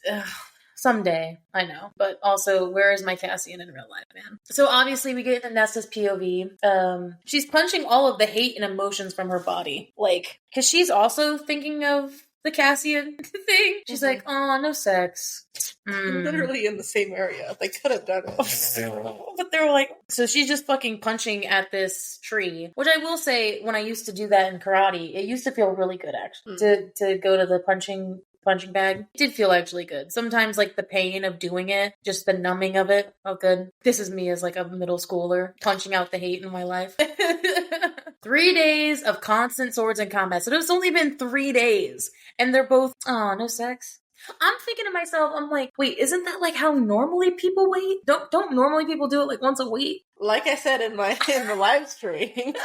I know you said it, but you can say it here now, yeah. Yes. So in the research that I've done for my writings, apparently couples are like suggested for couples to have sex every 3 days. Supposedly. So I guess they are coming up on their deadline of like, we need to do it now. Yeah. Just like suggested for healthy relationships. I mean, obviously every relationship is different, but like that's like Mayo Clinic suggested. Okay, well, if the Mayo Clinic says it, then hello, future boyfriend, we gotta do it. Every 3 days. Every 3 days, like clockwork. So when Nesta is talking about like the new recruits and everything, it is very funny that she says Azriel's presence helped, you know, like this difference between her and Cassian. But what do you say? How he trained the newest recruits, quiet and gentle yet unfaltering. And if she didn't know any better, she'd swear at least 2 of the priestesses, Rosalind and Alana, sighed every time he walked past.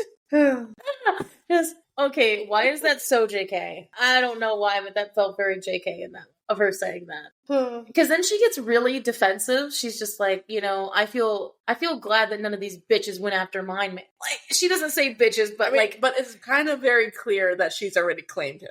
I think they all know, like, what they've been doing. All smell it. I mean, they have to walk through the house to get up there. That's true. So they know.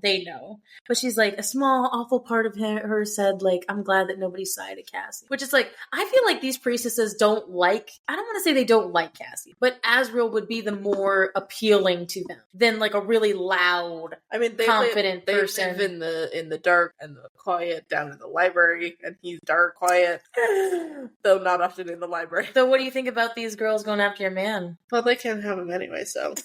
Dude, they can dream. These bitches going after my... It's like, no, they're priests. Okay, I'm sorry. They can dream. Hey, they're priestesses, but they're getting better, so they are bitches when I get into jealousy. Everybody is bitches when I get into jealousy mode. It's like, well, okay, you can ogle at him now, and then when I start training, his attention will be fully on me, so then he won't. Right. So I've talked about this before, but I don't remember where I've talked about it to you a lot, but I think I want to just bring up, I think it's okay that there's a healthy jealousy. I think when it gets bad is when you aren't established. Or sorry, when you are established and there's still jealousy. Like, it makes sense why she could be a little bit jealous of people ogling Cassian, because they haven't really established what they are yet, and she doesn't want to. And that's what makes her uncertain. Because what if he just fell in love with somebody else, and then, like, he fell in love with somebody else, and, you know, they're just sex or whatever she thinks, that bullshit that she thinks. She isn't going to do it with her anymore. Mm-hmm. So there is this, like, insecurity of not knowing. Then she better get her emotions under control. That's what I'm saying. But also, like, I can understand in real life why because I definitely have done that. But being jealous after the establishment of the relationship, when really nothing is happening, like, that's when it kind of gets unhealthy. Unless something is happening. I mean, yes, when you're just jealous for no reason. So, back to Cassian's POV. They're just watching her fucking punch a tree. And then, just in the distance, by the cauldron, Lucian pops up out of nowhere, already intimidated at the top of this scene. Apparently, he's there for some reason. I'm gonna assume it's, like, doing what they said beforehand of, like, telling him about the pregnancy and then making sure that Tamlin doesn't get back. Yeah, putting him on Tamlin duty. And so Cassian gets immediately defensive of his lady, because it seems like Feyre's telling him things. I do agree. I don't think Feyre's thing here is really... I didn't like this. Because she says... Lucian says that Feyre told him that Nesta was training. He's like, well, I didn't think she'd be training. And then he's like, what do you think she was doing? Following her? Like, he immediately gets hostile. Mm-hmm. Hot. And then... I don't like it how it seems like Feyre sent him up there, I think, to spy, because Rhys is not going to let her go up there, obviously, because he said that. It's almost like she wants to know how she's doing. Without being, like, the sister watching in. Yes. I think, like, the intent was kind, but I think, like, the motive behind it was generous and good, but the intent then could get misconstrued as, like, she's not a carnival attraction, dude. Why are you sending Lucian up here so that he can ogle her about how we're training? Why are we using Lucian again? It's like, oh, Lucian, I'm sorry you're getting caught in the crossfire again. I'm sorry, dude. Well, he has to deal with her. That is his future sister-in-law. And he's fucking terrified of her. He's gotta look at her somehow. It's like, I'm marrying into this family. Hopefully one day. Hopefully, we're thinking. And so she just, like, she does, like, a knockout blow, and then her eyes turn silver, and it's the first time that Lucian is seeing it, and he's like, whoa, what the fuck did you do? Like, and she doesn't even glance, like, she doesn't even glance at either of them. She just walks off, and then Lucian's scared as fuck, and then Cassian inspects the wood, and he finds it burned and glowing. Like, it's dead on the inside. Like, the cold, dead power. And then he touches it, and it just completely explodes into cinders. It gets Thanos'd. I'm like, Mother save us. Yeah, Mother spare you all, bro. Lucian, that's all his cameo is just to say, okay, I remember Nesta back in the war. Fuck. What have you done, Cassian? It's like, oh, I fucked her a bit and then trained her a bit, and then she figured something out herself. So, yes, as we get into... So, we had that cameo, and so we get to meet another person that, like... Or, well, not meet, but we get to see another friend that we haven't seen since Akawar, actually. Helion Spellcleaver, High Lord of the Day Court. Ladies and gentlemen. Same bloodline as our last cameo. Yeah.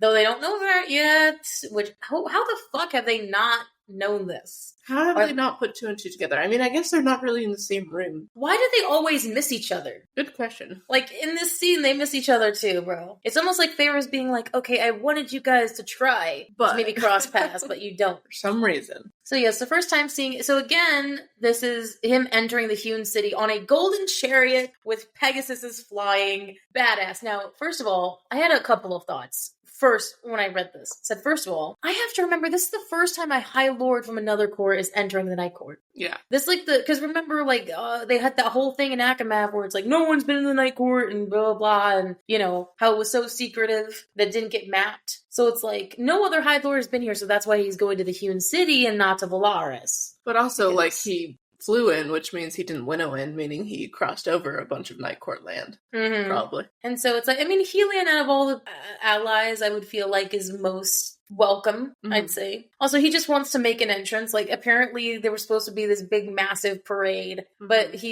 Reese is like, fuck no. So he took to the Golden Chariot and the Pegasus Stallions. The single. Also, second of all, I was thinking, well, there are two. They're all mated. Oh, right. And they all, like, get stuck in pairs together. And the second one was, I was like, there's Pegasuses. Now, I said this when we first talked about the Valkyries. I was like, Pegasuses are always linked to Valkyries in every fucking lore I've ever read. So I'm like... Marvel Endgame? Valkyrie with a Pegasus? Exactly! Like, why are we...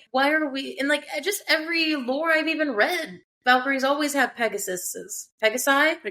I don't know. But, like... I wonder if the Pegasus are gonna get written by the Valkyries. That'd be badass. And then they would also, like, be on par with the Illyrians. Like, they'd have flying involved. So, I just got blown away. Like, this isn't what this scene is about at all, but I was like, okay, Helion, you're giving me ideas. So, very much a major lore alert coming up for everything involved in these couple of chapters, but in this one specifically. Helion only has 7 pairs left, so 14 Pegasi left in his land. And there used to be a lot more of them, but they, like, dwindled as a species over the last 1,000 years, and nobody can really understand why. Amarantha, on top of that, burning his libraries, also killed 36 of the Pegasus. What a fucking bitch. I hate her even after she's been dead for like 4 books. It's gonna be like a Malfoy kind of thing, where it's like, Harry got to ride the Griffin, but then Malfoy was just like, oh, I can totally ride Buckbeak. It's like, oh yeah, anyone could do that. Scratches at him. I think he gets bitched out. Remember how pissy he was after that? He was like, wait. Oh my god, my arm's broken. My father's gonna hear about this. Why does everyone think he's hot? I know everyone does like the Hermione fucking Malfoy fanfic, but I'm like, he's just a pansy ass. I mean, maybe this is also because of the gays, but like the most thing that I've seen has honestly been Harry Draco, and I haven't even read any of that. But like, he's such a wimpy character. Like, yeah, I don't. I mean, okay, once he gets older. In the older movies, the later movies. You're you're relating to the movies, not the story. Oh, yeah, the movies, yeah. The movies. I haven't read the books in forever. I hope that the books make him, like, more, less wimpy to me, but the movies just made him, like, until, like, the later movies, I was just like, ugh, he's just annoying. I wouldn't write fanfic about him. I feel better about the fucking Eris Azrael fanfic than I do about that. I'll take it. That's where you get one leg up, is like, I prefer that over the Malfoy. If somebody can explain to me the Malfoy, like, fanfic, please do, because I don't see it. Once he started wearing suits. Okay, whatever. Anyway. So they also talk about how the prison, where the prison was, is what used to be Pegasus's home. And that it seems like maybe after what Cassian is kind of giving us is that maybe the Pegasuses, when their home question. That just opens up a fucking can of worms. If the prison was there for that long, how were the Pegasuses were not surviving on that before the prison was made. There's no way. Like, they weren't at the same plane when the prison was there. Like, that thing's a death trap. There's no way that they were surviving on that. So that means that there was a time before the prison was there at all and was made. So this wasn't just like, like what this lore is telling us is that, like, the prison was made, like there was something before it. Meaning it wasn't one of the 3 sacred mountains. Wait, what? No, see, because that opens up that can of worms, because it's like, wait, we're knowing from Favor's logic, and Nesta's at this moment, that that the prison was always there. But then that also doesn't make sense, because it doesn't seem like just a prison would appear up out of nowhere. I mean, unless it was like a mountain, but like maybe it was like more of a hill thing and it's like lower and stuff. Or like they were assuming that it was always like an island of evil, or like it had this darkest presence, so like we'll just put dark people there. It's like, no, it kind of seems like in a similar situation to Urid, where it's like it was made that way. So what changed? So many questions, so little time, folks. This is a pure example of why these books have consumed my whole entire fucking life. I have so many questions and no answers. Right. So let's just talk about the Pegasus. His name is Melion. He's a black steed. Oh, I love that. He's so cute. I bet he could fucking bite someone's face off. He's Helion's, of course. Dude, That's wild. Who else wants a ride? I want to ride it for sure. Not Helion. I want to ride the Pegasus. You want to ride the Black Stallion? Yes. Yes, I do. Good. Double entendre included. I just love how he immediately his go-to thing is flirting. He's like, "You want to ride, Feyre?" It's like, normally I would say yes, especially with you on the back. But no, I can't. Why can't she take a Pegasus ride, bro? That would disturb. The baby just be fucking shaking and God damn. So anyway, it's like, but not the parade I've wished. So Rhys tells Cassian in his mind, like, we're telling him because they're right. He's going to eventually find out anyway. Might as well tell him now. But also because Rhys wants to use his 1,000 libraries to see if he can find a way to save Feyre. Yeah. Which is kind of like, remember, it's the difference of now versus maybe the war with Tark. Mm-hmm. Like, he's telling them the information because, he knows. He's like, it's almost like he learned from his mistake a little bit there. That's good. Not that it's exactly the same situation, but like, they're going to find out anyway. Which, I guess, Feyre and potentially dying is worse than telling about the Book of Breathings. Yeah, I think so. You can obviously tell Rhys is upset because when Helion, he's like, he kissed her cheek and he's like, congratulations. And she's like, yeah. And then Rhys is like, yeah, we're going to have a baby. It's great. Just like on the verge of fucking tears. Like, we're baby gonna have a baby. And we might all die. All three of us also might die from this. But I do appreciate Helion's presence. He's like, that's why you wanted to learn about shields, Rhysand. I appreciate it. Mm-hmm. Where's my beautiful Moor? Away. I fucking love Azrael so much because I think he is bothered by Helion, but he's also like a little bit into Helion. I mean, Helion did want... He did want to... Didn't he want to force him with all of that? He's just like, where's the lovely Moor? Do not bring up Moor to Azrael. He's like, away. Damn, all right. She's not here. Like, only one word. That's kind of damn. So, when Cassian's describing Helion again for, none of us who remember what the fuck he was wearing beforehand, like, I mean, I know these books, but also I don't remember that. He's a Greek god. Yeah, Greek god with a crown on his head. Which is, I think, what also in this scene, which just reminded me of, is how Rhys and Feyre are so nonchalant as rulers compared to the rest of them. Mm-hmm. Like, the rest of them wear crowns everywhere and are very, like, we're going to dress up in all these nice things. Mm-hmm. And it just shows, which then again, I think leads into my chapter 42 theories. Mm-hmm. About why they seem like good rulers versus the other. Like, not that Helion's not a good ruler, but that it's like the gaudiness and the, wanting to show his presence as like a ruler is what makes them not as fit. Mm-hmm. So then he also doesn't like have any weapons on him because the High Lords are power, whatever, and he's talking about that. So Helion is here for like multiple things. He's here to, because, Rhys has multiple agendas. First, always. It's to look over the Autumn Court shoulders. So they go into the Hewn City, obviously. Mm-hmm. Though I do appreciate... Or did you want an excuse to get me to your twisted pleasure palace under the mountain? He's like, You got some sex dungeons in here? Hell yeah. I missed you, my friend, Feyre said. I'll deny it to the grave if you tell anyone, but I missed you too, Cursebreaker. Aw. They've only met, technically in the war, but twice. I mean, sometimes when, you've gone through shit with somebody, there's a level of, we don't know each other for that long, but it's like, okay. We went through two things under the mountain. We went under the mountain and then the war, so... It did surprise me in my first read, though, of wait, when did they become buddy-buddy? I think after that scene in the summer court, the Dawn Court, I think that night kind of solidified all that. Maybe stuff behind the scene happened, I don't know. I mean, we had 6 months or a year unaccounted for. That's true. Maybe doing some ally building, visit the day court. Yeah, who knows? So they go down to the Hewn City. We don't get the interaction, but then we see them come back up and Helion's like, I like the Moonstone Palace better than the Hewn City. It's like all of us, same thing. Mm-hmm. So the biggest thing that Helion says, kind of like I said at the beginning, is they're not enchanted and Helion would have been able to trace a spell. Like somebody casting a spell, like there'd be a tie to it. Right. Versus like how he's saying is that, like Reese said, it's described as a fog around their brains, swaying them one way or the other. And then Reese is the kind of one that, 150 IQ puts it together. He's like, does it seem like influence, maybe? And then immediately, oh shit. Yeah, Cassian is like, oh shit. Well, and I didn't really think about that when I read it the first time, because I very much thought it was Urid. Because I was like, it's fog. They had fog going on if they were there for some amount of time. Right. Because, it's not like we knew how the crown worked, and also they're assuming it's the crown. It doesn't necessarily have to be the case, but it seems like that's where their logic's going. Something is influencing them, though.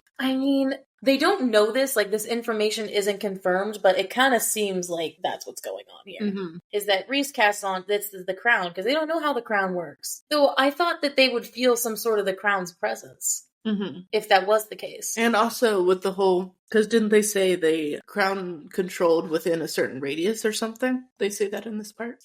No, they've explained that before. Doesn't make any sense. I thought you had to be... Like in a certain radius. So like, does that mean like for them to still be under that influence, would the person with the crown like have to be here? Or is the initial connection that you have to? And then I think that's what they don't understand in the mechanic that's missing here. Is like, do they need to be near all the time? But to be fair, this is a part of the Dread Trove.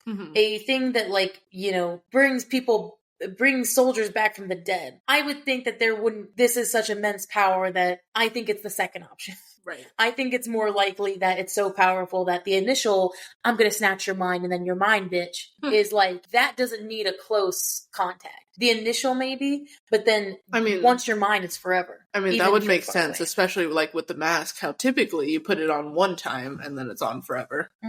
That makes more sense since this is like an element of chaos and this weapon is dangerous. So I think it would be stupid if the crown was only used in close quarters and couldn't be used elsewhere. Or it could just have a massive range. We don't know.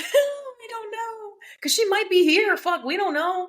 We don't actually know where she is. She's actually in the Hewn City. So. Oh god, that'd be terrible. So it's Azrael really piecing it together. Like, it seems like Briellen already might have the crown, which sucks, because they were thinking that she didn't have any of the items. Maybe hoping that she didn't even know about them.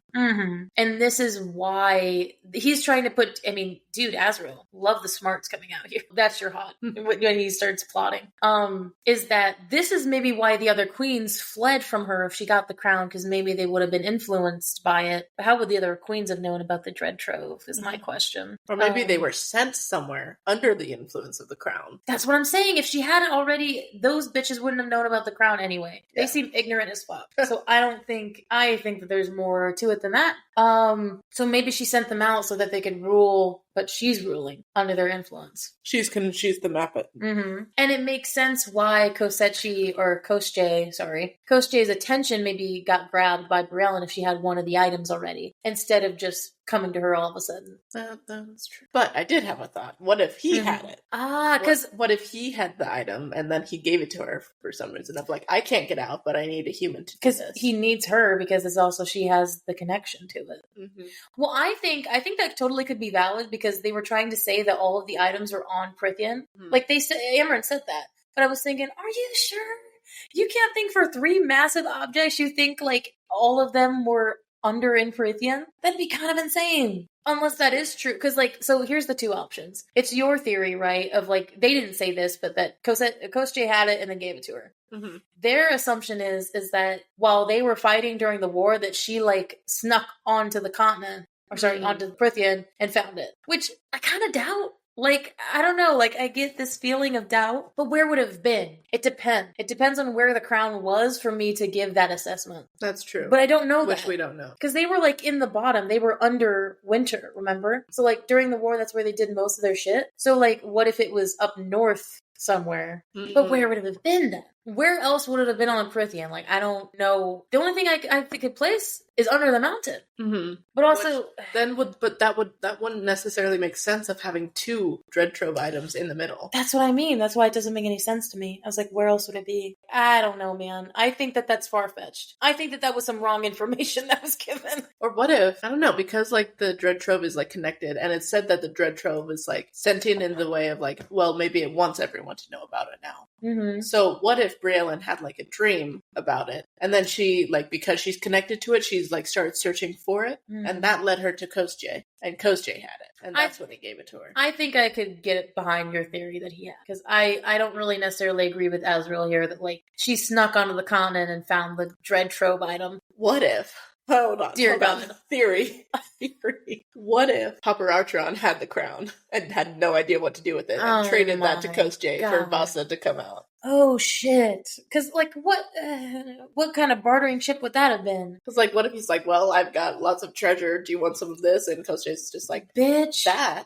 Because he's a jeweler. He was like, oh no. So what if you think he had the crown the whole time, and that's where it was on Prithian, and then when he went over and he brought it over and gave it to Kostje. You're hearing it now. That's.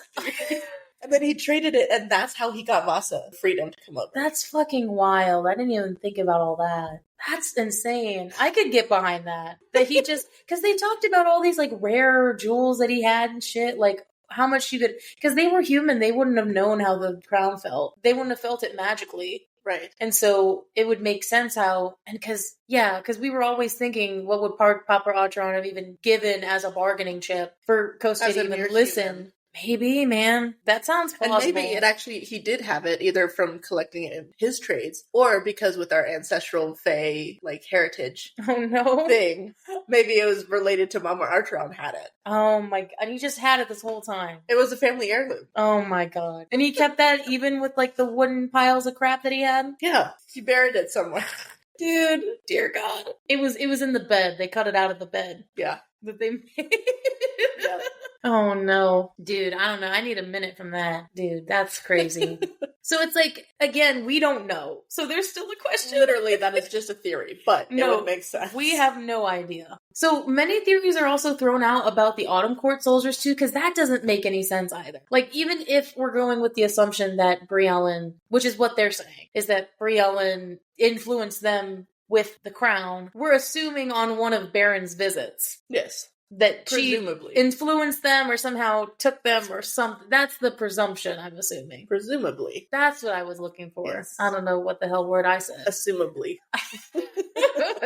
Close enough. Is that there's like multiple things that they're saying. They're saying that maybe to use them, knowing the Night Court knows that they're looking for the trove. Mm-hmm. And that, or it was used as a tactic as Briellen's like, I know that you and Autumn, and I know you guys are close. I know your guys' alliance. You can't shock me. Yeah, somehow Briellen knows about the alliance, maybe? Which is crazy. Or she planted them there herself so that she didn't have to go and look for the mask, which wouldn't make any sense because they would need her to find it. Like, they can't just find it. Right. Like, they would need her presence like Nesta did. Which I think when we talk about it, it's like, oh, maybe they're there to snatch them, assuming that they already have it. And that's what Helion is saying. He's saying that, like, all Percy Jackson, right? The second movie, remember that terrible movie? The Sea of Monsters? They were waiting for them to just get out and, have the mask so that they could steal it. Mm-hmm.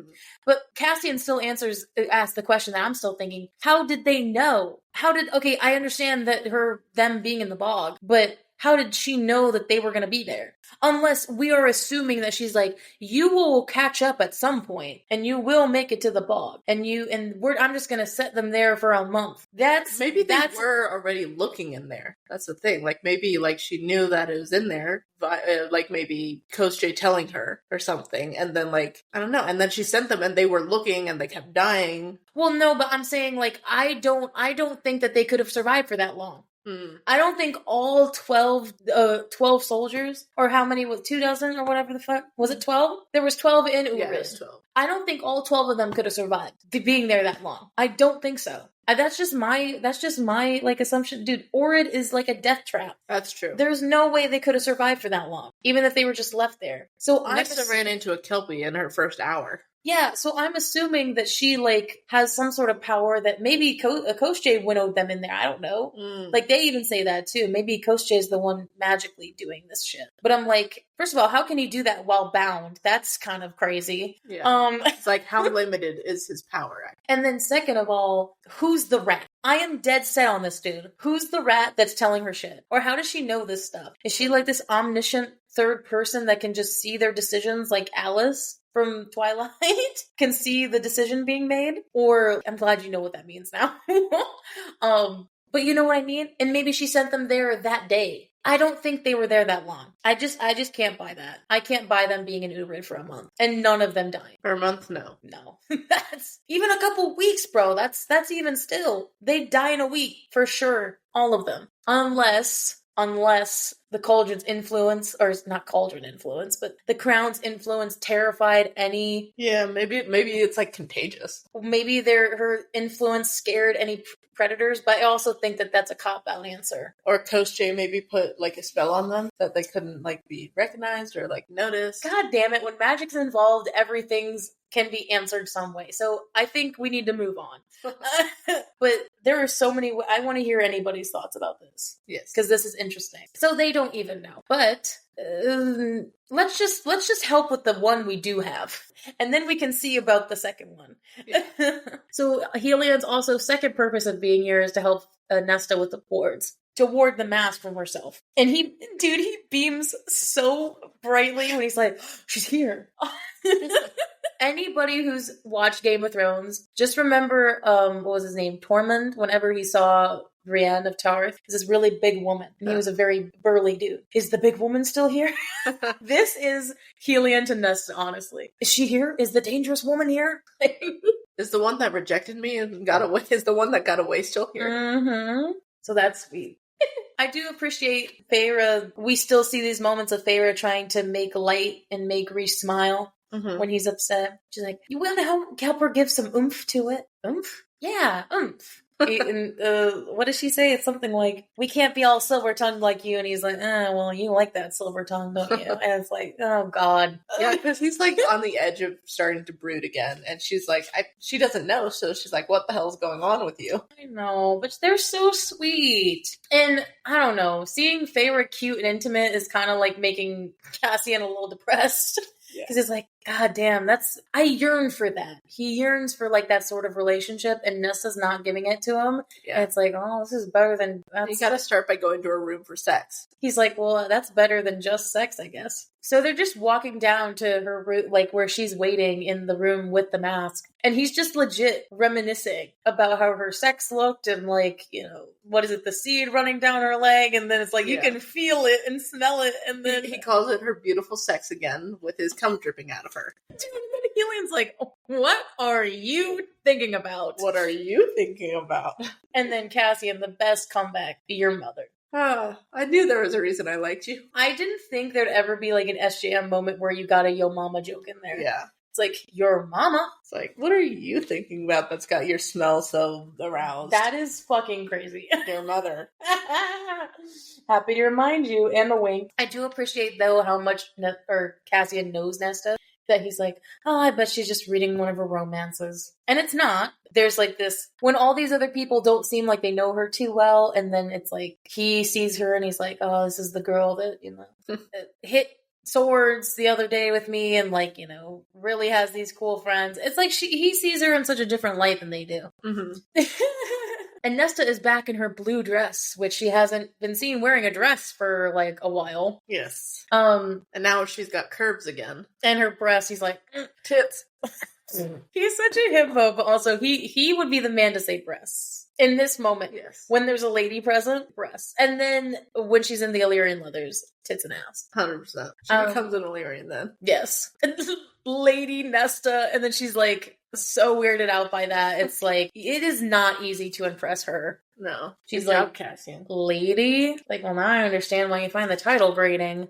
I will say, that's kind of a me move. I'm not gonna lie. When it's someone that I don't necessarily, or like I don't see as hot, or like, okay, obviously Helian is hot, right? But I feel like you have seen this firsthand where like, I just kind of like, on somebody who I don't know is actively flirting with me, and then I'm like, but I'm liking someone else. I'm paying attention to someone else, whilst is like the person who's actively flirting with me is like, he's getting talked to the hand. Yeah, by me. You've seen that firsthand. Yeah. And We're I don't like, even... Wait, sorry, were you talking to me? Or it's just like, oh, that's... Or I don't laugh. Yeah. And it's like, oh, shit. And then when you don't laugh at it, you're just like staring at them and they're like, I'm scared now. Which is very Nesta-like, unfortunately. Mm-hmm. So she just says, fuck that. And she's like, so was that your Pegasus outside? He looks nice. And then he's like, but you're... What? I don't know. I have to get that right. He's my finest stallion. He's lovely. As are you. And then she's like, just looking at him, studying him like a courtier would. And he flinches. Like, he doesn't flinch, but he like, what does it say? It said... He shifted on his feet. Yeah. A High Lord of Prithian shifted under her gaze. And she's like, thanks for the compliment. That is a me move, bro. It's a me move. That is crazy. I feel kind of... Making Helion the chaotic power bottom by, probably.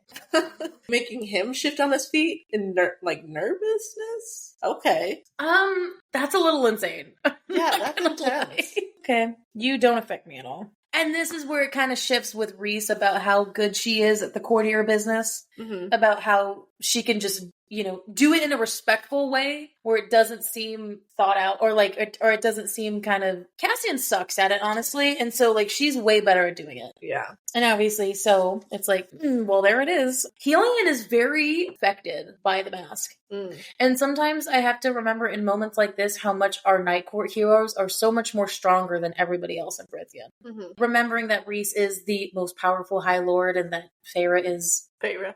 Yes. And all the Illyrians are just power, too. Especially these two. Yeah, so it's like, everybody in this room is power. I'm not trying to, knock Helion down, but it's more like, they are so much stronger power-wise and magic-wise than him. He does bring up something about how maybe an ancestor might have used the mask, and that's why he's affected so, but I also think it's just because our heroes are so powerful. Mm-hmm. That they're not really affected by it. Right. Especially not Feyre, for sure. I think they can feel it, but they're not like, oh, crap. Mm-hmm. He's like, put it away. So he shows Nesta how to shield it, and aggressive Cassian is aggressive. Yes. Apparently, Asriel uses Truth Teller to cut her, to cut her finger. Kinky. Girl, you... Freaky. You're gonna get... God, I don't know if I'm ready for a yearbook with him. I don't feel like I'm ready for We're gonna see a different side of Liesl. Yeah, I've already feel like I've seen some of it, but I feel like it's gonna take me off guard. That's the kind of things we keep in the dark. We keep in the shadows. Except I'm just literally like Cassian out there about my shit. Your shit is normal. I know, my shit is normal compared to shit's gonna be. Oh my goodness. He gets very aggressive when she's bleeding as a perceived threat. Mm-hmm. Very mate-like. I'm gonna say that again. Very mate-like. I'm guessing it, dude. I'm not, again, denying or accepting it, mm-hmm. but what else does that seem like? To be aggressive over just a little pinprick, it's not like her whole hand got cut. It was one side of blood, and he's like, Grr. Because another male did it? Maybe? Yeah, and a hot man. That's true. Feyre is, of course, a busybody going over there and being like, what is wrong with you? It's like, what do you think is wrong with him? She's like, I think you're jealous. He's like, me? Jealous of Helion? Yes! Very. You are! So Helion's like, of course, I can show you how to unlock it. And she's no, don't. No, I don't want to know. And Cassian sees right through it. She tries to give some bullshit explanation of oh, if Briellen catches me and tries to torture the information out of me, it won't be good if I know. And it's mostly just Cassian sees right through it and sees that she does not want to be tempted to open it. Mm-hmm. So don't tell me. She doesn't want to be able to open it. And it's not for power. It's literally just to feel that essence of nothing that she was talking about beforehand. Yeah. But they don't know that. Which also, I feel like gets bring up in chapter 42 when they're nervous about her. Mm-hmm. I'm like, she doesn't want power, bro. If anything, she's shown that so many times. She wants a simple life of fucking guys and drinking wine and listening to music. Fucking one guy in particular now. Yes, now it's more focused on the one guy. Only one guy. And to, kick ass and train with her friends. And now that's additions, yes. Yeah. So, damn it, we gotta tell Eris. I kind of forgot about that. Yeah. By the way, we killed 10 of your soldiers and then tortured 2 others, and they're also still brain dead. They're Sorry. brain dead. That's wild. Sorry. So you're gonna go with him? What? Reese is like, Nesta, you're gonna go with him. You like savoring, or you savor playing the game, is how he says it.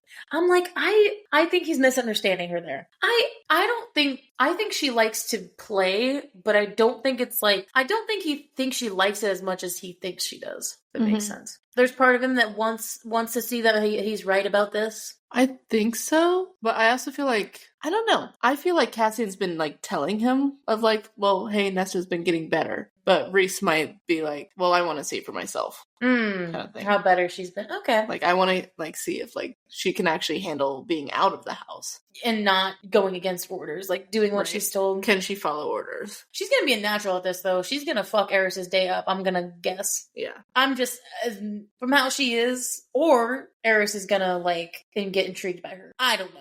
Mm-hmm. I think Reese is also sending her along to kind of ease the tension, maybe. Because if it's just Cassian that goes and said, you know what?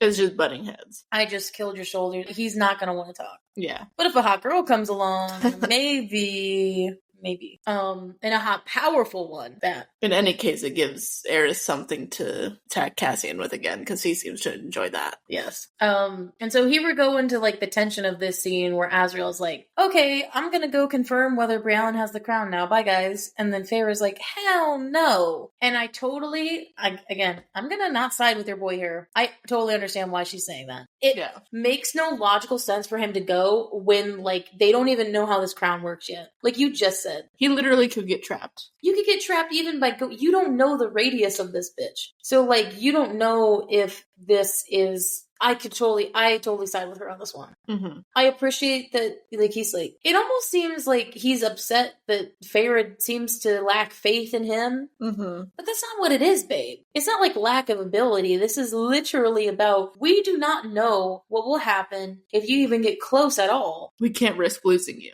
But then at the same time, like, I can understand why he feels that way. Because he's been going this whole time, and if she's had it the whole time, he's been fine. Unless he's in her influence already. Some people have that theory, bro. I don't know about that. Yeah, I don't believe it. He could, though. That's a good question. Is he? But also, I feel like Reese would have went into his mind, right? He would have seen that. Mm-hmm. So I disagree. Yeah. I don't think so. I said that as a joke, because I do not believe that. I don't think he would. But technically, that's not confirmed or denied. No. I'm also just protective of, like, no, he would never fall under the influence. Or he'd never be evil like some people think so. If he was going to go evil, it wouldn't be of his own free. It'd be of some influence like this. That's true. Dude, what if Elaine uses the crown on him, bro? Dude. Hey, you're gonna marry me. Dude, what if she uses it? That'd be wild. Never mind. That's a rabbit hole. I just was thinking about that. I was just of what me thinking about Elaine's villain art. Makes Azriel do her bidding, bro. That'd be terrible. I literally got Liesl triggered right now. Let's move on. No comment. No comment. We don't need to start it. And of course, Reese stands with her like a unit, right? As we're getting back into this. So you agree with her too? Like, that is such an untold risk. So it's like, your lady gave you an order. Listen to it. Yeah, he's kind of about that. That's very out of character. Because before he was like, you know, listen to my high lady. And now why was all of a sudden he kind of being like, do you agree? Like, her word stands. What the fuck are you doing? It also could just be a lapse of judgment in this. But maybe he's nervous about it. That seems just very out of pocket for him, is all I'm saying. Yeah. He's under the influence right now. No. So, of course, Reese... So, there's kind of like the immediate, okay, no, and then we'll talk about this later. And then Reese leads Helion out to probably go talk to him about Feyre, and then Feyre talking to Az. And then Nesta showing Cassian the book. It's called A Brief History of the Great Sieges by Ossian. And he's like, oh shit, not a romance? God, this is hot. She's reading a fucking book about strategy. He's like, she said that she asked the house to give her something that Cassian would read, which is so sweet. Yeah. That's the way she asked. She didn't just ask a book of, what would Cassian read? Oh, here's this. Also, the house totally knowing that Cassian would read that probably has read that. And spied on him for sure. Oh, yeah. And it's here is where she really gets into what she's like it seems like her future goal is that she's like, she said all this time in the first part of this book and the books beforehand is that she's always been used. Yeah. Her mom, even going back to like when she was a human, and then even during the war, like she was used as a weapon and not as, she was used as someone else's weapon and everyone was using her. Mm-hmm. It's like, she wants to learn how to master herself so that she can be the own weapon. Mm-hmm. And then she could also wield other people, like in a unit. Mm-hmm. She's like, what you mean, like lead an army, Nesta? She's like, not an army, but perhaps a small unit of females. Like, hell yeah, if the priestesses seem like they want to, so I think that's already leading towards there. Yeah. And that's what it is, right there, the crux of it. She's planning for the future. At all. She sees the future. Which is unlike whatever she did beforehand. But I like that. It's like, I don't know, that shows growth as a character. Mm-hmm. And that obviously is what leads him to go to her bedroom that night, because that's the last, I mean, that was really the thing that pushed him the last time to go to her bedroom. The idea of having like a family. The future. Yeah. And also he found it very hot that she was reading a strategy book. Well, that too. But it was, I liked that a lot, because it was like, oh, she thinks that she'll have a future in this. Maybe we have a future together. Right. God, I'm going to get really embarrassed by this, because this is hot as fuck, I'm going to say. So, of course, he knocks on her bedroom door, and it is in his perspective at first. And she didn't come to dinner, so good thing, because apparently Az was off brooding, because he didn't get his way. He was told no. Again, and it stood. Mm-hmm. Well, it wasn't just also like that he couldn't go. It was that he had to pull his spies too. Yeah. Which he hates not having the information. But to be fair, Feyre's right. Like, all of them could be fucking influenced. Like, they need to pull them out. Right. It's not safe. So I totally agree with her. I don't agree with him on this one. So I do just imagine like him knocking and then her being like, enter. And then he's just got books in his arms. And he's like, okay, so here. And then he's about to chicken out and leave. It's like, the fuck are you doing? Like, you're here for that. Like, you could have left these at my door if you didn't want to come in. Mm-hmm. But you know. So it's like, more war books. More text. That's sweet. Sorry, that's a romantic gesture. That already makes me want to get in bed with him more than like what he says after this. Is the fact that he brought me books.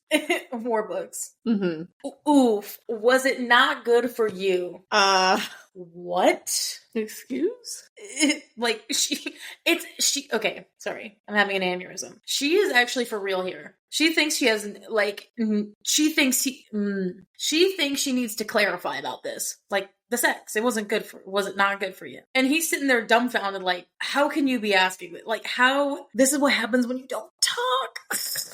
When you don't talk about how the sex was. She was fuck. Was she really that unsure of him? Damn. You left quickly and didn't seek me out. Well, first of all, him leaving quickly was your fault. Yeah. Second off, how could you think that he would seek you out after, like, you saying that? That it was just sex and not emotions. What the hell? That it can't be more than just sex. And then he says something like, you've been kind of focused on training, and she's like, she thinks that that's like a cop-out answer of saying no, but like just being nice about it. Mm-hmm. She's like, okay, well, good night. Like, okay. That's a me move. I'd be like, okay, well, good night. He's like, no, fuck, that's not, damn it. Get close to her, get intimate. That's how you'll say the right things. Right, because being closer will lead to more sex, then things will come out. Right. And I like the fact that he towers over her on the bed, and it's, dude, that's, that's my kryptonite. We haven't talked about the height difference things for a while. We haven't. Dude, he's 6'5". Amazing. Dude, imagine that, bro. Yeah, that's taller than you. Yeah, that's definitely taller than me. That is literally over a foot taller than me. 13 inches taller. I'm 5'4". Shorty. Thanks. It's easier for you to find a taller guy, though, because you're shorter. But you're not, like, that tall, bro. No, but I feel so tall sometimes. Because you hang around short girls. Yeah, why? My goodness. I don't know. But you're not that tall, honestly. Not to some girls. Avery's taller than you, isn't she? I think so. I think so. How tall is Avery? Avery's like 5'11". Yeah, then she's taller than most people. Well, yeah, but at least, yeah, one person. But anyway, so how could I be so selfish, demand more sex from you? It's like, well, it's not really demanding if you both want it, right? Right. And I'm just worried you didn't enjoy it. Oh, can I pause for a second, bro? And guys, dude, this is so real. I feel like, again, I wouldn't be in this situation because I would talk all day about how it was great. Like, we wouldn't have this miscommunication error. We talk about it too much. Yes. But it's like, I get that uncertainty of like not feeling like you did something good. Like, cause I've had it in a relationship before, like where we've had like an awkward kiss, like nothing, close to sex or anything, but where we kiss and then it feels awkward afterward. And it's like, wait, did you not like it? Is it weird because like the status quo has shifted and we're actually being more physical? Or is it because like you don't like this? Like there's two differences. It's like, okay, if it's because it's new and you're like, because it's shifting and it's a little bit nerve-wracking, I can totally understand that. But if it's because you don't like it, that's a completely other issue and definitely should be talked about. Yeah. But I definitely have been in that insecurity moment of like, did you like when I pushed you up against a wall and made out with you? Because if not, I think we should really talk about it. Yeah. Not, I think we need to talk. That was like my first boyfriend when I was a freshman. When I did that to him and I was like, he got really scared afterward and I was like, should we talk about this? Because like you liked it. He's like, yeah, I liked it, but like too much. And I was like, okay, anyway. Okay. But he's like, he immediately decides to remedy this uncertainty that she has. I'm just surprised that he didn't like, pull her hand, put it on his dick and be like, it's already hard. And he's like, do you understand how much you affect me? That's what I was expecting him to do. But it's very cute. He like, gets closer to her in her ear. He's like, I enjoyed myself too much. He's like, have you been touching yourself? Like, and she gets shy. She's like, this is the first time she's getting shy, bro. Like, I'm dead. She's like barely nodding her head of like, dang, okay. Like, I love this detail of him. He says he loves seeing her icy exterior crack. That because, with him, like, she does get girly. Like, again, with the Helion scene, right? It's different because she wasn't getting girly at the High Lord of Day. She's not breaking her cold exterior to him. It's when Cassian gets near her that is so, isn't that sweet? Am I the only one that finds it like, I mean, yeah, there's sexual tension in it, but also like romantic. Sweet. It is. It really is. Maybe it's also just Cassian. I don't know, but like that has something to do with it. But that's romantic to me. That is very romantic because I definitely feel like sometimes I have a wall up and to have someone be so easily break that and get me giggly and girly is very hard to do. Also Gabriel can only do that. It's either a guy or a Gabe. Yeah, either guy or Gabe for sure. They go straight in. And I'm a little taken off guard. I didn't think something could top the last scene, but it's just gonna get worse and worse, but like better and better. They got some foreplay here. I literally when I read this today, I literally had to go up and like turn the fan on. Oh, is that when you? Yeah. That when you turned the fan on, huh? I did, because I was just like, dude, I feel like my face is actually physically getting hot from like reading this scene again. You were actually really quiet about it, though. Dude, after we talked about that, I feel like I got self-conscious. At some point that I will misremember what we did, and like it'll come back. I think I was trying to be you, and then subtly failed. Don't try and be me. I'm me. You're you. You're supposed to be the one with the reactions. I mean, I did subtly. You just didn't see it. I wasn't looking at your reaction. So a side-by-side comparison, bitch. As we're getting into this, she says, I'd have to see again if like his fingering her is better than her doing it to herself. He's like, are your fingers as good as mine? And she's like, I don't know. I'll have to see again. And I'm like, every time he thinks he ones up her, like they're one upping each other. Yeah. Like it's mind boggling. He's just like, okay, I guess so. Holy shit. And like, dude, she's just fucking pulls off her fucking nightgown one thing and she's just bare before him. And I loved the subtlety of the bearing of her legs, because she had her legs together and then all of us, I could just imagine like this just like spread eagle, like really taking it slow, and then him whimpering because she's like, no touchy. No touching me first. You're just gonna sit there and watch. He's like, because I don't want to skip that. I'm sorry. Why don't you show me yourself, and then I'll remind you how I touch you? I mean, first of all, he's gonna do it better, obviously, and she's gonna enjoy it better, obviously. Yeah. But he wants to know how she's been touching herself while thinking of him. But then she ones up him by saying, okay, I'll do it, but if I do it, you can't touch me or touch yourself. Yeah. Which that second part is a big one of like, you can't even touch yourself while I'm doing this. Dude, this is like a Wolf of Wall Street moment where like she's like spread eagle in front of him and then she's touching herself and then he's like, like he's like reaching out, like gripping onto the sheets of like I need to touch, I need to lick, I need to straining in his pants, as SJM likes to put it. Sorry, that's funny as shit. Especially with him knowing he's wearing leathers. What a power move. I wish that was something I could do, but I don't know if I mean, hopefully I get to that point where like I could just like lord over my man and just be like, hell yeah. I don't think at the moment that is me. I'm really red right now. The burying herself, that was like in all the movies, bro. I was like, literally, this is a movie moment. And torture for him. He can't do anything. He's forbidden from touching himself. And she's like, When he starts like reaching toward her, or when he's starting to reach himself, she's like, and like she's actually fingering herself, and it's wild. He reminds me of like a dog when it's like whimpering, like on, like begging on the ground, like he's whimpering. Yeah, he says, and he like groans into himself. Oh my god! I have thought like he was gonna start humping, like a dog, like a dog, a sweet dog, a sweet golden retriever. I mean, he gives me German Shepherd vibes. Yeah, I can see that. Or a big husky. He gives me fluffy German Shepherd vibes. Oh yes. With his luxurious locks. I do. So she does the power move of like, he's sitting there whimpering, she's fingering herself, and then she's like, this is what I think of every night. She's like, ugh. And then, girl, dude, I'm freaking out. He literally says, do it harder. And I'm like, please. He likes watching. Oh my god. Oh my god. I did not think the last scene could be topped, and then he says that. The last scene was only their first time. Girl, and it's not over. They haven't even gotten to the fucking part.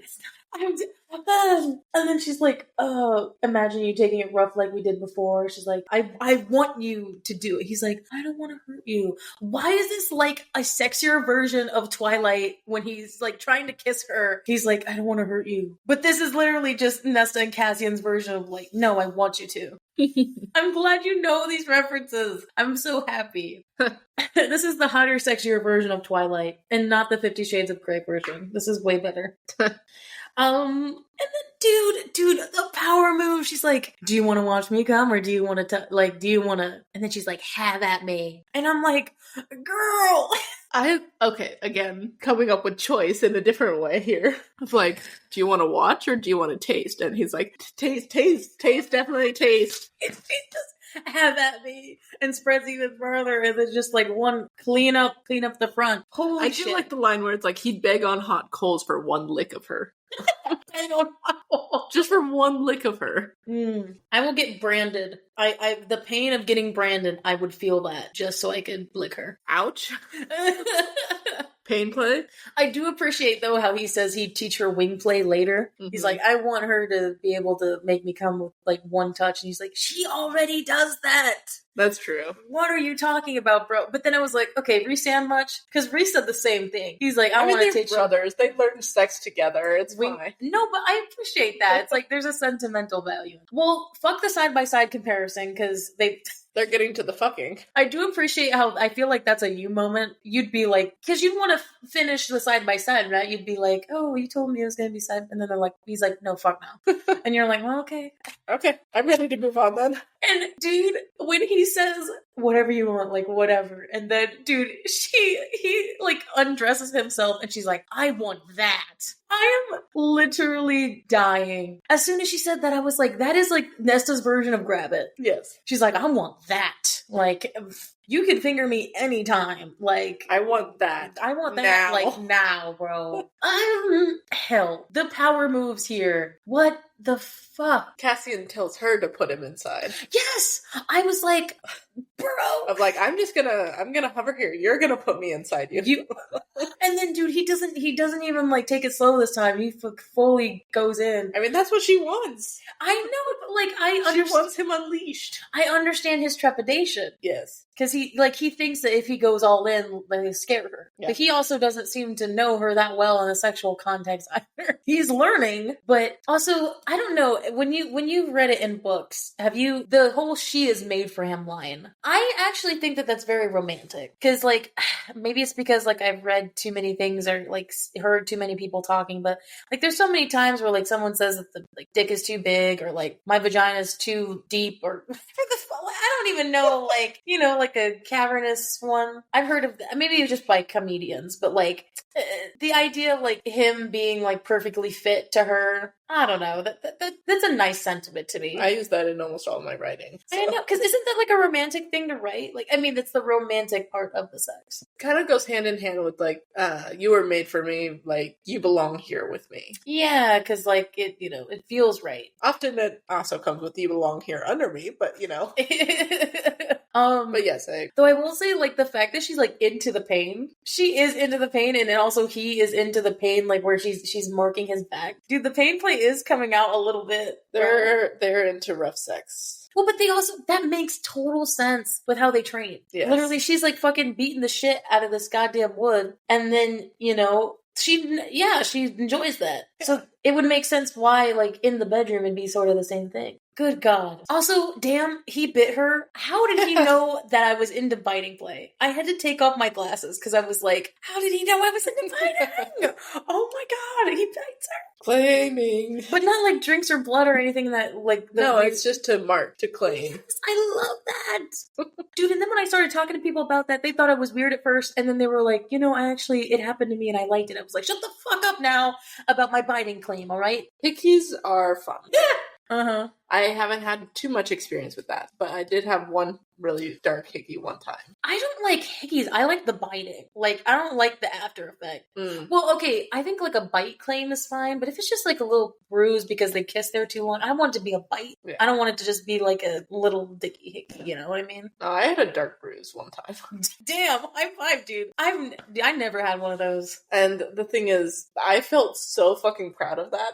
I mean, dude, people do. People do find pride in that, man. You're thinking about the bite of the hickey. You are, like, going back in time, bro. A certain male friend of mine, though, was not too impressed. Well, we know that. So he actually does start riding him. Because initially, like, he is on top. Mm-hmm. But then, like, she sits... Because they're, like, laying on the bed like that, right? And then she, like, sits up on him. Mm-hmm. What position is that? I don't know what that is. Like, where she's sitting on top facing him? But it's not, like... It's not cowgirl? But it's not full cowgirl. He's sitting. He's kneeling. It's not full cowgirl. Wait, what is the position? So, like, they were initially... Okay, we have to go into this. Yes. He is on top of her, right? Because she was sitting there bared, and then he's inside of her, right? But then he just like, kind of, like, sits back on his haunches, and then has her here. This. So he's like sitting on his knees, like on the bed, and then he has her cup there. I'll admit, I do not know the name of that, but I have seen that. So it's like, it would be like a cowgirl sort of situation, but it's not like he's fully laying down at all. No, because he's still sitting upright. He's just sitting back on his... Yeah. So it's not that. But the constitution is she is technically riding him. A position that you don't know? The name is evading me? Do you know how many positions there are? I do not. I know I don't either. That's the thing. I don't either because there's always more that I'm learning about. I learned about some new positions yesterday. So that means, for me, is that she's going to find out research about this and she's going to tell me about this later. Mm-hmm. Hang on. I got to bookmark this page. Okay. I'll also draw you a picture if you need, because I think I know what I'm thinking. I would like to see you try and draw a picture of this. I'll post it on the Instagram. Yes, I would like to. So, obviously, it kind of ends when she very tentatively touches his wings. Kind of like Feyre did. But, like, I don't know if I should touch them, but, like, I'm going to. I mean, they're right there. I would do the same thing, and then it's all over. It's like, oh, and then it's over. Yeah. The first round is over. They're going many. This is where we get to they only did 2. For now. Not enough. But then, of course, like, it takes him so long to release himself. Is that real? Does it take a while for them to come or whatever? Like, is it, does it take a long time? Depends on if they're load. Like, the size of their load. Well, that's what I'm saying. I was like, it seems like it's going forever. I mean, it depends on the guy, honestly. Like, from what I've seen, it's, like, some of them, like, don't have that much sperm. I wasn't sure whether to call it sperm or semen. The thing is, you're laughing. Like, I wasn't initially laughing. You're the one that's laughing. it depends on, like I was saying, some guys have less sperm to ejaculate versus others have a lot more. Okay. So that's really what it depends on. Just depends on the guy then, because it's like, it switches to her perspective, and then she's just sitting there, and then it's still there. Yeah. He's still unleashing himself, and I'm like, how long? It also might be the case of, like, he's just riding the shocks of his climax as well. He already, like, finished coming, but then was still just, like, climaxing. Mm-hmm. Could have been that, too. Also, men can train to have more sperm. Like, they can do things to get What? more. Yeah. Are you serious? There's, like, things that they can do to, like, thicken their sperm, but then they can also, like, practice, basically, like, training to get more. Like, really? Release more, yeah. I know nothing about men's dicks at all. You're learning so much. If anything, my parents should be subtly proud of me, but then also, like, subtly embarrassed by me for not knowing any of this shit. You're sheltered. I wouldn't say that. I just never had someone to use practice on. Yeah. Anyway, thank you for that well of knowledge. I did not know that. So anyway, she's just sitting there pooped from everything. She's like, oh my God, I can't move. And she doesn't want to move from being on him. Because she remembered the last time she got off of him and he's going to run away if I get up. Right. So they're just buried in place. This is where I appreciate where she says how she didn't feel embarrassed in front of him doing that. Because this happens so much in, like, real life or in, like, situations that I've heard, obviously. Since it's never been me. Mm-hmm. But, well, I will say I've gotten embarrassed by some situations. But it's like, when you're with the right person, it's not embarrassing. Mm. Like, you know, you saying it out loud to somebody, and if you were saying this, like, oh, like, if I was, dear God, if I told you this whole scene, shoot me. I would never tell you this much in detail. Mm. I'd be like, he did what though? That is too much info, but like... Even as twin flames, TMI. Well, I would say maybe like something like about the lines like of maybe what would happen, but not like the whole thing. Mm-hmm. But like, it's the idea that when you're with somebody that it's not necessarily gross or embarrassing. Mm-hmm. That like something you wouldn't have normally done, finger yourself in front of him without him doing anything, wouldn't be something that you'd be embarrassed about. Right. And I like that she says that. Because I feel like with the wrong person, you definitely would feel that way. So I appreciated that detail. Mm-hmm. It's like, oh, I don't feel embarrassed by him. And she's like, I shouldn't enjoy him leaking out of me so much. And I'm like, he shouldn't enjoy it. You both are thinking the same thing. Mm-hmm. And she's like, I need more. Bro, you just got done. And he's like, I know. Like, I know as in he needs more, or I know as in he knows she needs more. Well, and again, this is definitely mate-sounding talk, dude. Like, the fact that they need each other so soon afterward. Mm-hmm. Sounds very desperate. Very. No explanation for that rising unquenchable thirst. I've needed you from the moment I met you. Oh, that's a romance. And now I get to have you, and I don't want to stop. Oh, that is so sweet. And she's like, yes. It's like, was that a marriage proposal? Yes. What a me answer. Like, on the spot, I don't think I would have said something that eloquent, but like, I'd just be like, yeah. Yeah. I agree. I feel the same way. So, he hardens again, right before her eyes, like magic. Do you see what you do to me? Do you see what happens every time I look at you? Oh, that is weirdly romantic. All fucking day. All day. Dude, well, to be fair, I have had that. Where, like, a guy told me that. And I was like, oh, that's very sweet. Not sexual at all. I was like, oh, that's very sweet. Oh, cute. She's like, and then of course, this is her time to dig. She's like, I remember a couple weeks ago, you were boasting that I would go into your bed. And he's like, okay, I lost. Let's go again. It's like, okay. Get on your hands and knees. Oh, this is the famous scene where it has the quote from, oh my lord. And then he says, she does it. Yes, sir. Mm-hmm. Put your hands on the headboard. And hold on tight. Well, he doesn't say that, but that's basically no, he just says hold on tight, bro. Oh, he does. He does. And then that's where it ends because SJM's a fucking bitch. Because that's how chapters end with SJM. No words, just 20 out of 10. I think that was like the best sex scene up to date, but even I know it's gonna get worse. And it's a lot, guys. I am struggling. I love Cassian so much. Dude, it's like when he's like that immediate shift of like that sweet, this is the last thing I'll say, bro, about this sex scene, is that he immediately, you see what you do to me? Like, whatever. And he's like, get on your hands and knees. And I'm like, hell yeah. Hold on to the headboard. I love that. I love how, like, they switch, and that was something, like, your mom talked about. How, like, they switch in the power dynamic, and how it's just, like, so subtly of a shift between them. Mm-hmm. And it's not like she's mad about it. Like, she's not mad about that he took the reins. Mm-hmm. They just do it so naturally with each other, of who's taking the reins this time. Yeah. So, good God. Let's go on to the lore. The lore? The lore, baby. So, Cassian gets summoned to the river house after dawn. Why does this keep happening after? How do you follow that? How do you follow that scene? Yeah. So Cassian does say that they only went twice, and that after he left, he literally says it very crassly of he just rolled off of her and then left. Ugh.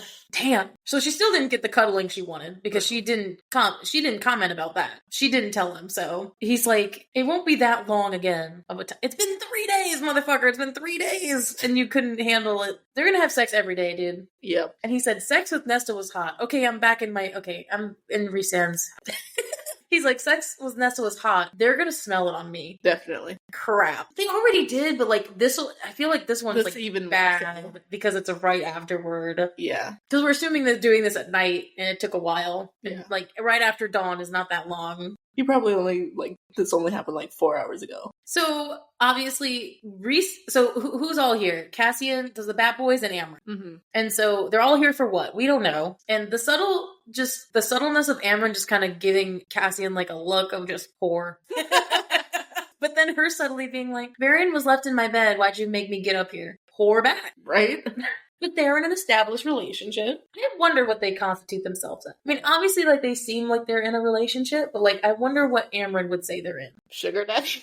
But he's not. He buys her jewels, he buys her a bunch of things, and gives her sex. I feel like she's so much more rich than him. Maybe. But she doesn't really buy herself things. I mean, he does give her jewels, I guess. God, that man's probably poor by now. I bet he doesn't have a big enough salary for that. Probably not. He makes up for it with sex. Though I do appreciate how much Varian is here. Like, I think that's, like, also the subtlety of Sarah J. Maas telling us that he's here a lot. Mm-hmm. Which is like, just live here, bro. He's already living in her bed. I mean, what's really the point of him being in the summer court if he's just gonna live here and be here? I think that's like the establishment of everybody in their relationship of like, when should we move in together? Especially in this case of like 2 different courts. He can winnow, right? I don't know. I think so. He has to. It'd be weird if he didn't. But sorry, that was just me just saying like it's subtly, you know, when couples are like, we probably should move in together because you're here a lot.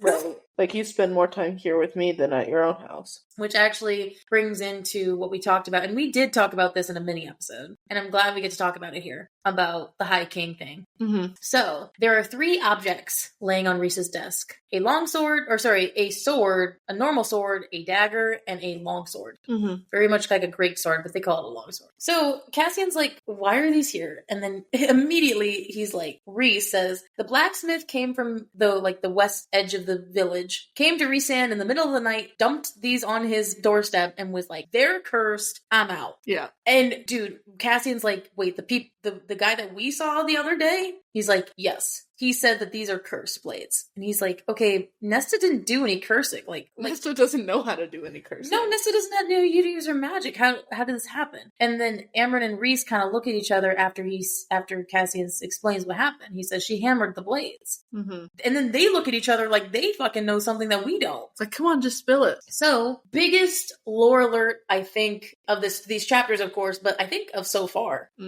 is that very much like Urid, in the same way magic was wild and we had that big lore thing in the last episode about Urid, is that since magic was very elemental based and very with nature, is that sort of old magic imbued other items. Mm-hmm. And it's like the fact that Nesta hammered these blades right as they came out, you know, of the forging, this could have imbued the magic in a similar way. And it's like, holy fuck, what are you saying? You're saying that she did this without her knowledge. That she just did it because she has this so much power and because emotions are tied to magic, right? That she was, not, you know, hammering the stuff like she was with the tree with her magic, and that got imbued somehow.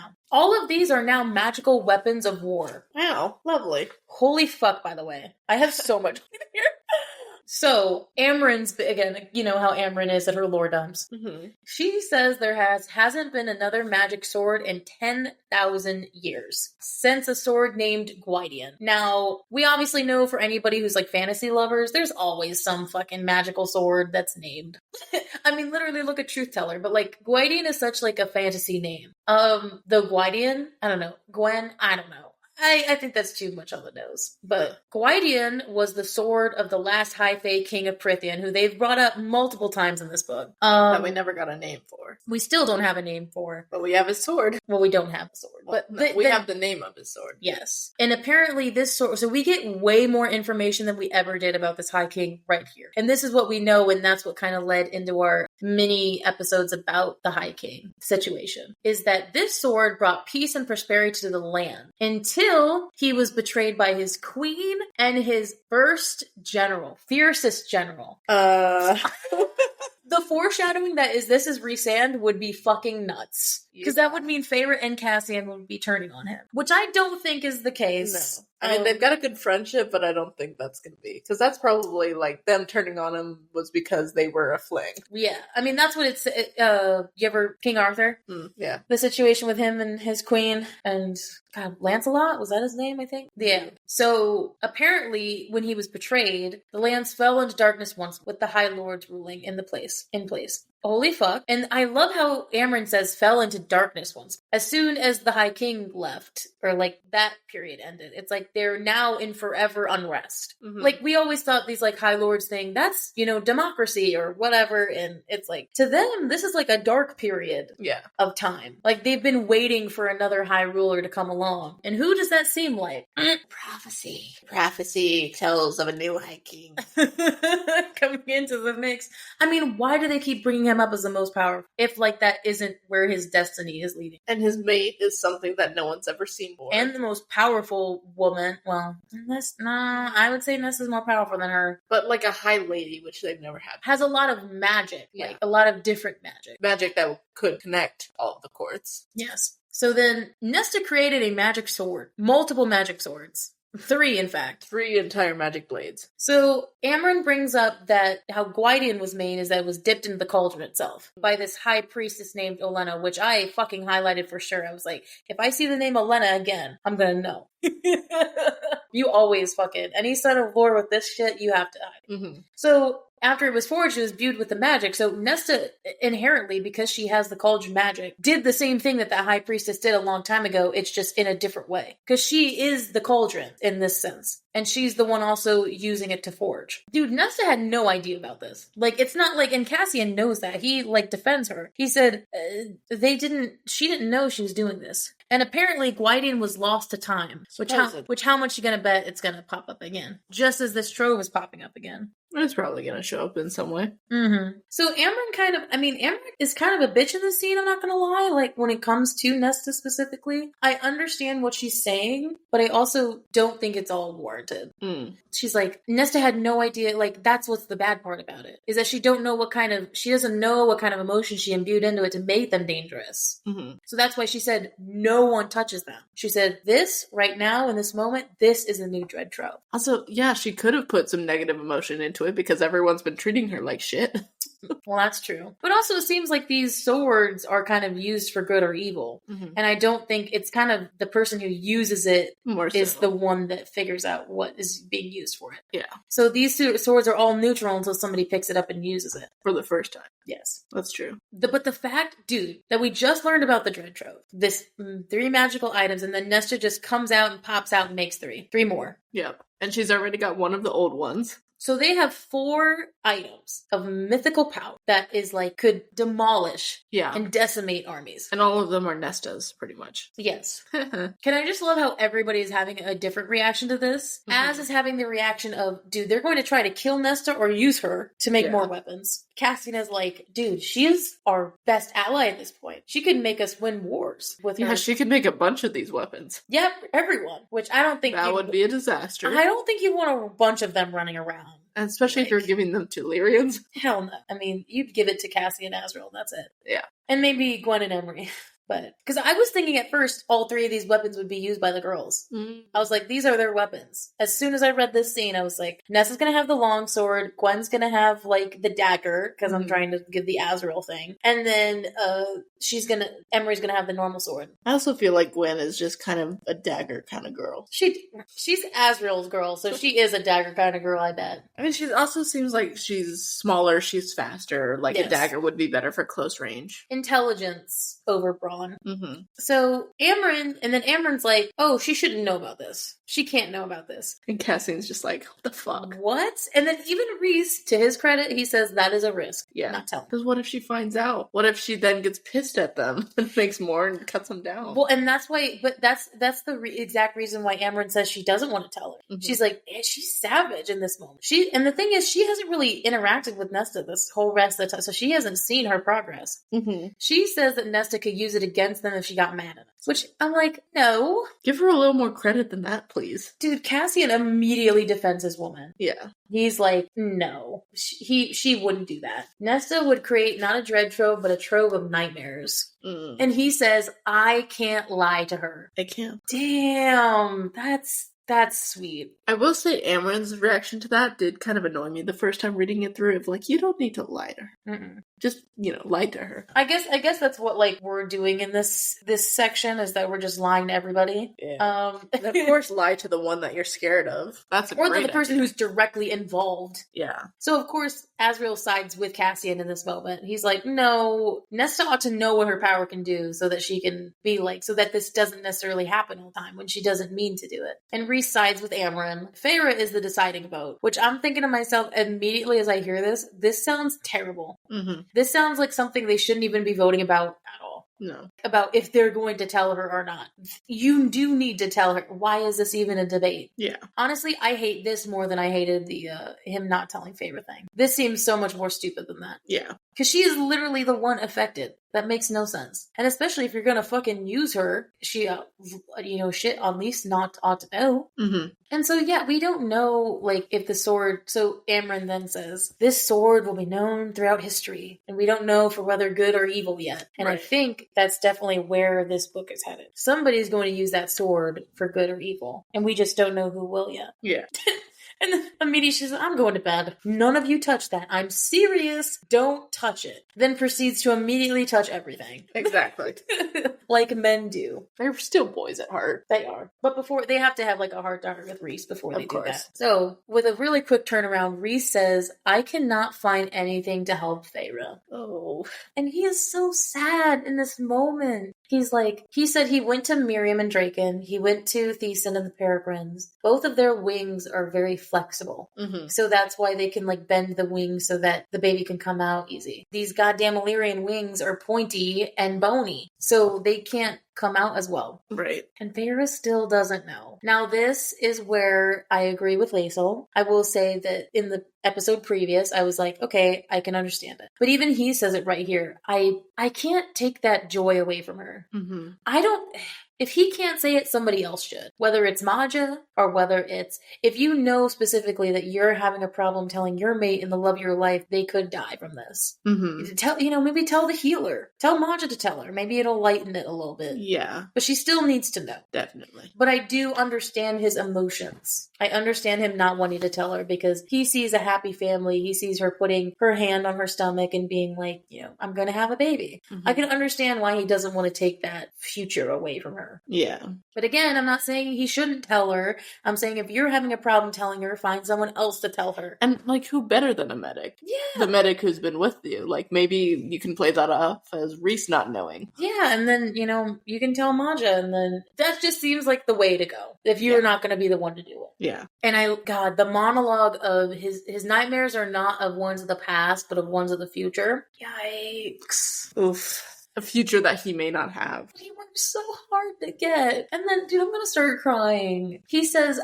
there's no wealth, there's no power, there's no thing that I can throw at this, but a miracle. All I can hope for is a miracle at this point. He has all the wealth, he has all the power, like he cannot throw this at the problem. And he has all these resources and nothing. So he begged on his knees to Helion. And again, let's remember from all of ACOTAR, but from Maas specifically, I remember he said, I will not get on my knees, bow to no one or nothing but my crown and my mate. Mm-hmm. He is willing to get on his knees in front of Helion to try to save.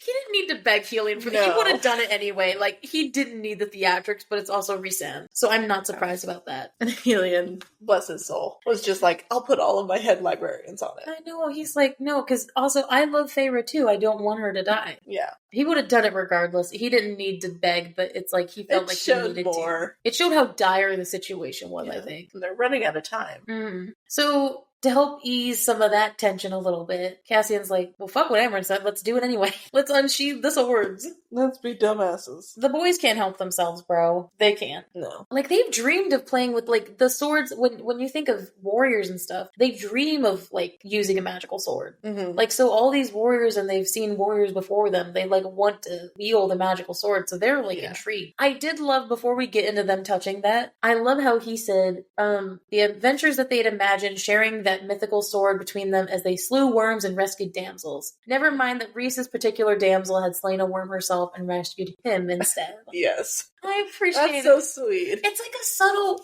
remember when that happened? Yeah. Like, none of us love Under the Mountain, but, like, all of us remember that moment and just how much Feyre enjoyed that. Mm-hmm. It was such a good time. The quote of, this is a bad idea, should be imbued on the Night Court crest was pretty funny. Yeah. I was like, yeah, it should be. Night Court insignia underneath it. This is a bad idea. So of course they don't touch it, so they're not necessarily disobeying Amren's orders. So they use Rhys's magic to unsheath it. Mm-hmm. But the thing is, the magic is kind of fighting against him. So I'm assuming this isn't his sword to touch. Yeah. You know, like, it doesn't answer to him. It's not his wand. Yes.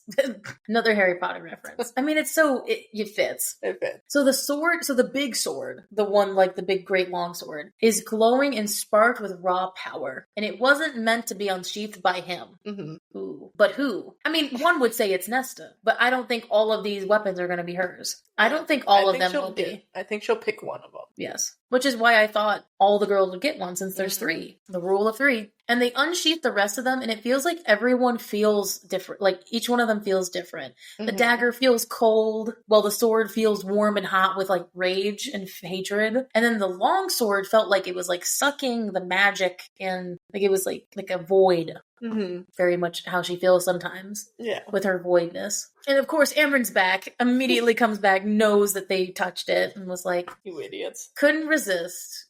She does. She just calls them idiots in front of them. Yeah. But she's like, she calls them idiots, but then's like, so how do they look? She's curious too. Knowing they would do that. I also just love the well of knowledge she has. She's like, Amarantha had one once. It's like, the fuck? When did we? Cassie's like, I didn't know that. To be fair, Amarantha was alive for a long time. Yeah. She was old as hell. Yeah. So it kind of makes sense that she might have known one, or she was powerful enough to. But even only one. Yeah, that's bad. I mean, that seems like she'd be that powerful too. So she said Amarantha destroyed a magical sword, which I don't buy. I don't think she was strong enough to destroy it. It's probably like hidden somewhere, or it got like thrown into the sea and lost, but not dead, or like dead. Sorry, not destroyed. Right. She said it's only a rumor, and she's heard it. There's someone who heard it from someone. Yeah. That it was Narbin. So apparently this was like the dark sword, the Gwydian's good sword. It was like an evil sword, which would make sense why she'd want it. And so when it did not bend to her will, she destroyed it. And then, like, threw it in the ocean. Throw tantrum much. Just like the Pegasus, bro. They didn't bend to her will, and so she killed them. Stupid. And so she brings up that, like, a fleeing water nymph saw it. And I'm like, water nymphs. Bro, what the fuck does that mean? I have questions. Is this the same grandmother? Yeah, that grandmother got around. She got all around, bro. I mean, dude, she was like near Under the Mountain. Could have been, bro. It was a rumor, but I don't think Amarantha would have been that stupid to throw it away. I think she would have, like, she was way too smart, so she would have, like, made it seem like she threw it away, but then actually kept it. So what if it's just under the mountain? Yeah. Just somewhere. That would make sense. Under the Mountain's vast, dude. They didn't explore it at all. Feyre definitely didn't. Well, they didn't want to, which makes sense. Mm-hmm. They've been down there for so long. But this is where we really get into the crux of it. Amren throws us the most wicked curveball yet of, well, Amarantha was stupid, but you're not. So remember, they just got over, all of these people just got over Amarantha being the High Queen of their territory for 50 years. And now Amaranth's saying, but you would be a good one. You could be High King. Let's throw them into another monarchy where they lose their power. Lovely. And everyone but Rhys is for this. Yeah. Like, he's like, no way. He's like, hell no. But the thing is, they weren't under the mountain. So they didn't really get that, though. Mm-hmm. So I don't think they have a different perspective than I would say everybody else would when it comes to the idea of a High King. Yeah. I don't think they're wrong. I am for this because I think Rhys and Feyre are good rulers. And especially since they talk about how like dark that this period is, it makes sense why these two coming along, it would make sense why they would be good rulers for this. Yeah. And hopefully it would go better than the last time. I feel like it probably would. But people don't like change though. No. Though it is Azriel that's the one that says that winter, summer, day, and dawn would probably kneel because they seem kind of bent to you already. Shelia definitely would kneel. Oh, yeah, for sure. And Amren even says, Amren brings up the practical reason. She's like, at a time when like people like Baron wouldn't be an issue. Mm-hmm. We'd have the armies, we'd have everything set up. We wouldn't have to do like we did in Act 4. We try to placate to everybody. Right. Like we would just have it. So I think she's right. But he's very against this. Mm-hmm. But I think he's going to be pushed into doing it. So if you want to see how we feel about that, you need to go to our mini episodes in season 3. Yes. We talk about this High King we situation. go in depth into it. So Amrit says, why are you like pulling away from your birthright, your fate? This is where it's leading you. Why did these swords come to you? The blacksmith didn't take them to Nesta. She's saying fate and the cauldron brought them to you. Mm-hmm. To use. Now, I don't necessarily agree with her that he is going to use them, but like that other people will make his court stronger. He has all the 3 made females and Amrit under his and Amrit and under his court. Yeah. So he has all the power with him, and he has the mask, and he has all these things. They are unstoppable now. This changes the whole status quo of what they originally had beforehand. Mm-hmm. Like, they were already powerful before, but now they're OP as fuck. Yeah. And so she's like, what are you going to do about it? And Az brings up a perfect point. He says that if Montesair, Rask, and Valahan all come at us, we're not going to be able to withstand them. Yeah. If we're not, like, under this monarchy of you being the High King. And obviously, Cass just thinks they'll be good rulers. Like, he doesn't really have a reason, necessarily. Like, they'd be good. All 3 sisters blessed by fate are here. I like how she said that. Like, the blessed by fate. Nesta going into battle with the mask. Elaine with whatever the fuck she's got. And I rolled so bad. And then Feyre with her magic. Because I love how she put it as Feyre makes you stronger. Mm-hmm. Oh. It's romantic, but it's also like, hell yeah, he does make her stronger. Or she makes him stronger. And they always talk about how the courts are weakened now. So, like, it kind of makes sense that this is where this is going. Mm-hmm. I don't think he likes it, but I think Amren's parting shot at him is, if you don't, someone else will. And do we want that to be Baron? I fucking hope not. We don't But it seems like he's also thinking about trying, maybe. I don't want him to be... Well, obviously he won't. He will be dead. Yes. Hopefully by the end of this book. Yes.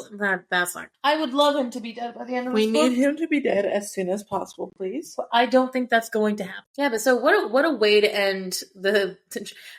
sex and then immediately be like, so the tables have turned. The turns have tabled. The turns have tabled. And now everyone is powerful and the night court is fucking OP, so bend the knees, peasants. Like, bow before your new leader. I mean, I do agree though that with Rhys in the sense of I don't think anyone's going to be happy about that, but I don't think he's going to face as much adversity as he thinks. Yeah. If it frames it in the right way. Right. Because maybe he can still be High King but still have Lord. Because that's, we talked about that, but I just wanted to say that, like, just because somebody's High King doesn't mean that there can't be, like, leaders of a territory. Yeah. You just have to speak to the High King. Like, there's a bureaucracy there, again, in quotes. Mm-hmm. In a monarchy, if you want there to be. Right. So he's the king. He can shape whatever he wants into what he feels. Yeah. And honestly, he could mostly just have the courts as they are. And he can, as he said, he wanted to just be with his mate and his people. Yeah. Like, he could still do that and then just occasionally, like, have a meeting with all of the lords, make sure things are going well. Night Court can be ground zero. Like, that's always how those things work. Like, there's always one territory that rules over the others, but, like, that's where the capital is. That's where it is. And he's not going to make them all come to the Night Court. He's not going to put them under a mountain. Yeah, they can go, I mean, if they feel like under the mountain's still that, like, sacred zone, Right. They could go there with their meetings.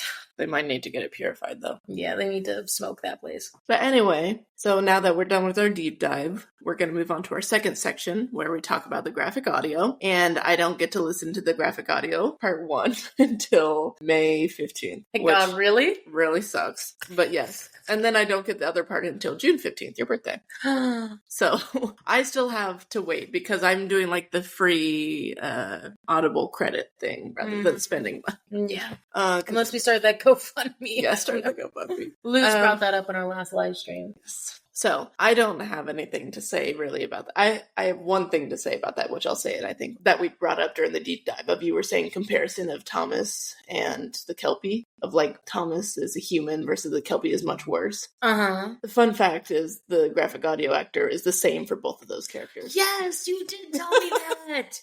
Oh my God, I forgot about that. I forget what his name is, but he was also, when I talked about it and I said his name, you're like, oh shit, that's one of the guys from Fourth Wing. What was his name again? Fuck, because I really want to know now. Rick, I don't know. I'll look it up. But you said it was like one of like some guy's brother or something. I like think so. One of the hot brothers or something. You're like, one of the hot brothers plays Kelpie and Thomas Mandray. Okay. But so like, I just wanted to bring that up when you mentioned it because it's like they are played by the same guy. I forgot you brought that up. I'm sorry. I was like, I remember now. But yeah, that's interesting. So that's my one little graphic audio part for this graphic audio section. You should definitely remember that. That was not in my notes. So we'll look it up. Who that? Because I said it, and I just remember your very visceral reaction of like, no way. That guy is like a super hot guy in Fourth Wing. I'm blanking on the character's name too. But you're like, that's a really hot guy in Fourth Wing. Like, how is he this creepy character? This creepy small, like for these small roles. Damn. I think I probably know who it is, but I'm gonna get you on that. So that's what I have to say. So now take it away. So yes, we're going back to chapter 38. So really at the top, it's like the girly talk. I just love how the actors get girly. Mm-hmm. I don't know. It just immediately hearing that, I was like, so did you take him to bed? Like I liked the girliness of it because it wasn't too valley, but it was also like enough they're depressed all the time. Give them something to hope for, you know? Let them gossip a little bit. Also, dude, the bellowing Cassian made me clench. I don't know, like, if it's because I haven't listened to John Vertullo in a hot minute since 2 episodes ago, but I think, dude, when he said, like, one, Emery, blah, blah, blah, I was like, everything tightened in me up. Yes, sir. That's what I meant. That's what I said in the episode. I felt, yes, sir, all day. Every day. All night. Every night.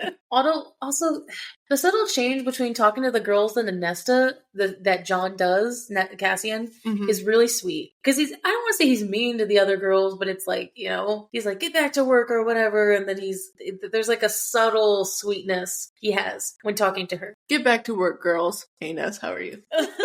Or it's just like, you came out to play, didn't you? Like, you see the obvious favoritism, but like not in a bad way. Not in the actual training way. Yes. As literally of just, no, they're partners. Yes, correct. Unofficially. And they love to taunt each other. I do love the taunting of handling the sword. Because at first it was very, like, innuendo-y. Like, even the actors were doing it, like, innuendo. He's like, do you know how to handle a sword? I don't know, you tell me. And then the Emery's laugh was very cute. She was just, like, in the background. She just snorted. Yeah. And it's like, also, the get up line, get up. I'm like... Bro, I think it was preparing me. I think John was subtly preparing me for 41 because I didn't know how to handle that. Get up. But then I loved the, like, intensity. I loved the music intensity at the sword, like, when he's explaining it. And then you can totally tell the shift in between where it's funny and then it's serious. Because then he's like, yeah, if you guys can't handle it, and then the serious music comes in. Also, the music at Nesta's swordplay was, like, great. It was, like, you know, it was very fantasy-esque music. It was very, like, coming of age. You could tell this feels right when she had her monologue. It felt good. Yeah. And then just the commands, bro. I I couldn't just like, okay, jab 1, up 2. His deep guttural voice is just like, block 1, thrust 2. I'm like, it's very hot to me. It's a very, I don't know if any of you guys have this, but it's a very polarizing emotion listening to the graphic audio. I'm supposed to be taking this seriously, but then I hear like a man bellowing at me orders, and then I'm like, fuck feminism, right? Like, just for a second, I have a moment of like, okay, I'll listen to anything you say. But also, he's ordering this in a training sense, so he's training female, so I don't think that counts as taking orders from men. No, it doesn't. So Cassian isn't men. That should be on a pillow somewhere. Cassian isn't men. We can add that to a things Liesl has said. That would be added to our ever-ending list of just random shit we say. New inside joke. We're trying to come up with t-shirt ideas. I definitely think we definitely have some that could be used as t-shirt ideas. Definitely. So then chapter 39. I love the music from the transition into the training into this chapter, because then you just hear the steps. Mm-hmm. And then it's like this fire, epic music. And then it's like, she reached step 6,000. 6,000. I loved the emphasis. It just felt good. It felt like a continuation of the scene, and also mirrored her emotions of how she felt that her fire kept going. Perfect. Spot on. Also epic music at the rain scene. Like immediately when, cause you hear the rain the whole time. Anytime it's raining, you can hear it in the background suddenly the whole time, which is such a good, I mean, it sounds like a dumb thing to say, but it's a good, if it's raining all the time, you need it to have it raining suddenly in the background for it to make sense. And for it to be good rain, not just like cheap rain. Like that's important. No, it's good rain. It was like there was also epic music because like all the priestesses are standing there, you know, this epic formation, and there's more of them, and then he feels that they're like so cool. It's like, we need another tutor. Yes, you do. Please.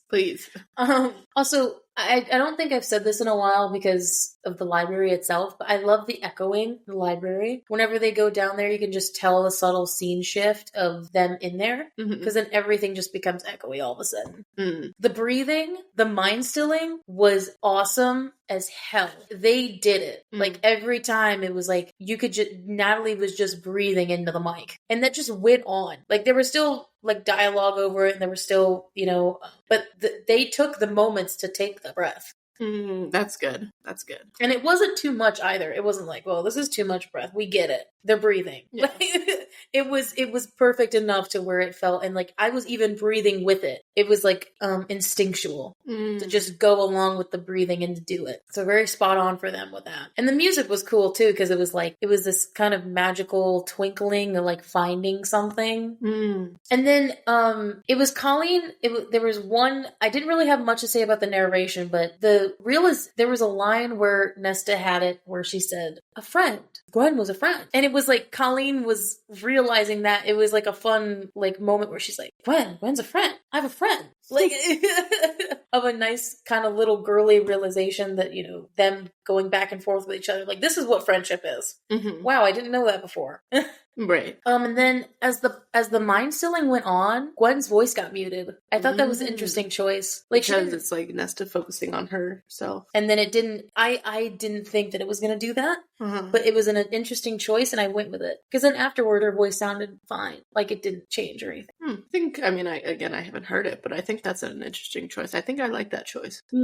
I didn't think it took me off guard. And then the music and the narration at the end was wonderful. All the quotes that we said, all the, like, it's stilled, you know, and she felt in herself for once, like, Colleen nailed that narration. She took all the beats, she took what she needed, and it was just a perfect narration. I loved it. I think she's really a good narrator, which is why she's narrated all of other SJM stuff, honestly. Right. She's narrated all of Crescent City. So okay. It's the same third POV thing. Then chapter 40, the blacksmith. Okay, I don't know who this guy is, but you know how much a gruff sound is like my kryptonite. Yeah. So as soon as I was like, oh, hello. Hello. What's your name? I was like, hello. What's your voice actor name? Are you single? He was hot. You want to talk swords with me? I don't think it was like hot in the way that like Eris and Jurian were hot. It was kind of like I like that deep voice. That surprised me. That startled. Deep voice, impressive. Got it. I also loved Nesta's subtle voice change, like after the mind stealing, and then even afterward. Like Nesta just does a complete. I don't even know how Natalie did this, but like she does a complete voice shift. Like she doesn't sound depressed, really. I mean, she doesn't sound like she sounds very girly, not girly, but she sounds very womanly more than she was like, what do you want? Like not as snappy, more centered. Yeah, she sounds very happy more than so before. Very relaxed and for once not completely in her head. Yeah, because she says when she's saying it to the blacksmith, she's like, we take any time you'd like. And then Cassian's looking at her like, the fuck? Where did this come from? Like, you're being ladylike and polite? You never talk like this. And then it wasn't in the text, but the blacksmith goes, I Really? Like he goes, he said it better than that, but he doesn't say all right. All right. Like I come on in. Yeah, that's what it sounds like.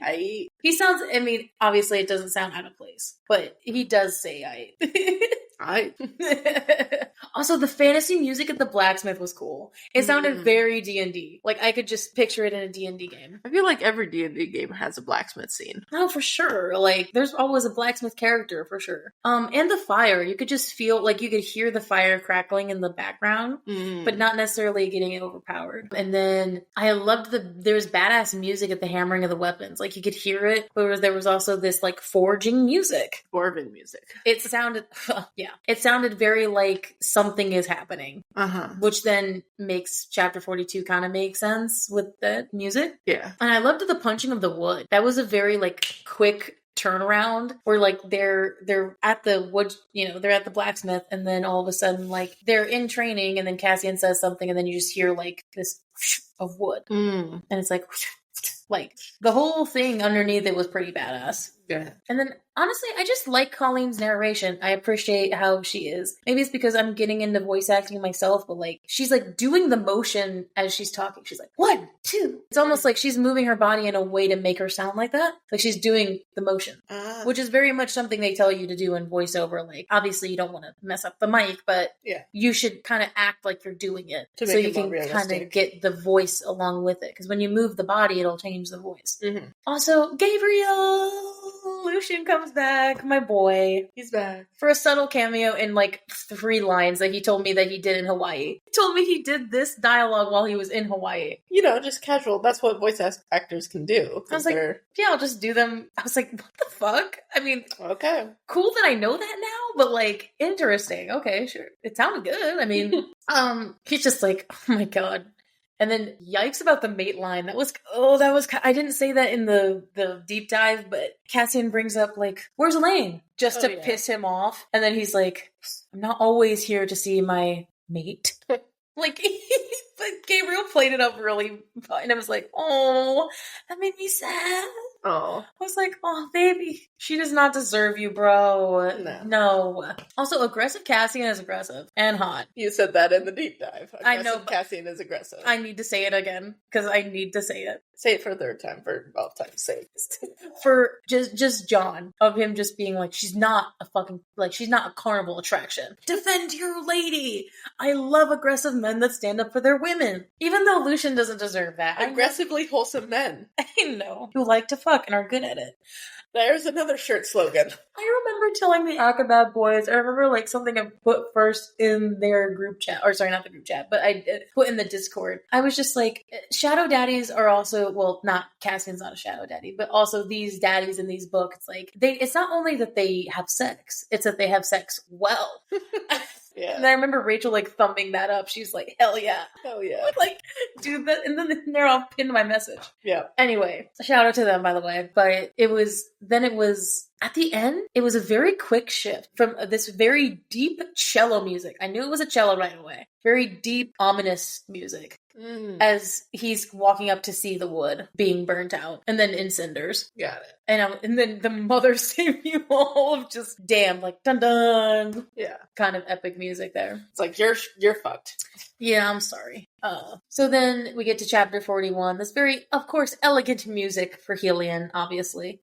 Very the High Lord of Day anthem. He would have no other. And also the wings flapping. You could hear like this, epic entrance of just like with the wings. And then it was nice to hear Helian's voice again. I know Helian's voice actor is Brennan in Fourth Wing. And so it was nice to hear him again. Because I like his voice. He is hot as well. But it's nice to hear his voice. Also, right at the top, Rhys/Anthony is very tense and it shows. Like the whole time he's talking to Cassian in the little monologue, we're telling him he's just mad. Yeah. Like, you can just, he's just upset. He's tense, he's on guard. Yeah, so it's like, oh, baby. Because it's Anthony, I'm like, oh, baby, don't.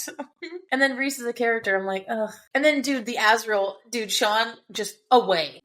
So aggressive for no reason. Something's got his panties in a twist. I'm like, dude, Helian's just asking about more. They had sex one time. Oh, wow. And it wasn't good.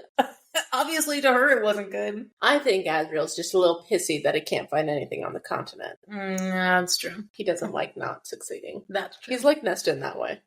He doesn't also like not being told to do something. Yeah, he's like, wait, you're saying I can't do this? Why? I have free will. Like, not when you have a High Lord. No, you technically have a High Lord to listen to. A High Lord that doesn't pull rank, usually. Well, but he doesn't want them hurt, though. Yeah. That makes sense. And then, like, the Hewn City. I don't know what it is about Helian, but he sounds so... Do you know why I brought up in the deep dive about how, like, all the other High Lords seem kind of uppity and prissy while Rhys and the Inner Circle don't? It's like, even the voices, you can tell. Like, Helian is very up here and magical and very, high talking. Versus Rhys and Feyre are very nonchalant and they don't talk very up. And Feyre's just like, oomph. Yes. Because the Hewn City, he's like, the Hewn City. I was like, what the, first of all, kind of was funny though. I was gonna, kind of accent is- I don't know what kind of accent he was doing. It wasn't that bad. I'm very much over exaggerating that, but like, he definitely had an accent with the Hewn City. And I was like, okay, this is just how much it reminds me about how these people are so like high talking. And then Rhys and Feyre were just like, you like that silver tongue, don't you?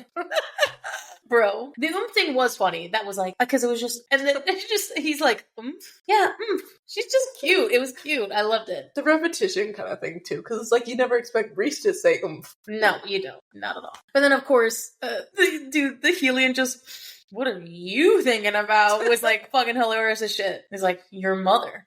God. John got to say your mama joke.